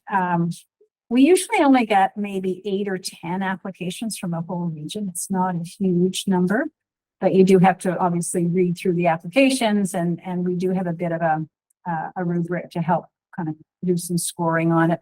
And then it's a conversation with the other representatives from the other boards to talk about who should receive the scholarships. If you could let either Kim or me know in the next week, if you're interested, I think that would be really great. But yeah, it was a great day. I think everybody really just in time. Yes, there we go, just in time. We did go ahead without you, Mr. Director. Yes. Just wanted to provide an update as we head into the spring season. Number of highlights of activities and events, initiatives and projects taking place across the system as they relate to achievement, equity, and well-being of our student, staff, and school communities. At the elementary level, for instance, on the 1st of March and the 2nd of March, Cobden District Public School held a wonderful musical production entitled Willy Wonka Jr., an inspiring artistic performance for students, staff, and school communities based on a very popular children's film. At the secondary level, a number of educators from across the county met on the 9th of March to continue their professional learning and deliberation related to the creation of a D-Stream framework for the organization as an outcome of the Rethink It Secondary Initiative. And Superintendent Riddell will be bringing forward that ultimately what comes of that in our June report as a follow-up to our secondary school review. As always, the district continues to follow the advice of the Chief Medical Officer of Health in the guidelines for the 2022-2023 health and safety measures in schools. The Secondary School Review Transition Working Group will be taking place this spring in order to coordinate the work of each subcommittee related to the Rethink It Secondary Initiative. A number of subcommittees by key area of focus will begin and or continue their collective work, including and beyond the program pathways work around the D-Stream framework, student success initiatives, resource guide for educators, experiential learning opportunities, handbook for experiential learning, which will complement your handbook for cooperative education, transition to and from secondary school, a protocol of promising practices, along with what was mentioned around the D-Stream framework. In addition, other considerations noted in the recommendations approved by the Board of Trustees will also be addressed, such as the potential exploration of a return to a subject council structure in one form or another. For instance, summary report, of course, will be provided to the board in June, and the dates have been selected for the meeting of that transition working group. We're reassembling the secondary school review group itself on the 24th of April and the 29th of May. And those will both be update meetings to ensure that the subcommittee work is coordinated and connected. So thank you, Madam Chair, and Great. apologies for stepping in. No worries. You had a good excuse. That's allowed. Okay, thank you. Questions or comments for on this report? Just one comment. Sure. I noticed Superintendent Corey and myself and Dave were at that event in Cobden that the kids put on, and it was awesome. Yeah. I got, oh yeah, Meredith was there also. We got just caught up on some people that we hadn't seen in a long time too. You know, just mingled, but also it was a great performance. I love going to those. That's cool. Yes. Very fun. All right. Okay, I'm not aware of any correspondence that we've received. And just on other business, I just had one quick bit of an update, and it's kind of an example, I think, of good community partnerships. And I know that's one of the things that we are recognizing we maybe need to do a bit more of. We need to be making sure that we're making those good connections with our community. So I just wanted to tell you a little bit about a book fair coming up at the end of April at RCI. And this book fair has been held for a number of years, but of course it has been on hiatus since 2019 because of the pandemic. But it is put on by the Canadian University Women's Club, the Renfrew chapter. So that's been a partnership between the University Women's Club and RCI for many, many, many years. And so it's very exciting that we are now getting back into our mode. And the money from that book fair goes to scholarships to both our board and our co-chairman's board. So that's basically all the money goes to scholarships. So it's very exciting to do that. And we appreciated our support too from our communications folks. Raymond has very kindly worked on a digital sign that we can use at RCI to promote it as well. And also use it at school. So it's a great partnership. And it's nice to get community people in our school and to have that partnership set up. So just a good news story there. Anything else for the good of the meeting? I see nothing else. So could I have a motion for adjournment, please? Trustee Morris, any seconders? Trustee Doherty, all in favor? And that is carried. This meeting is adjourned. Thank you, everybody.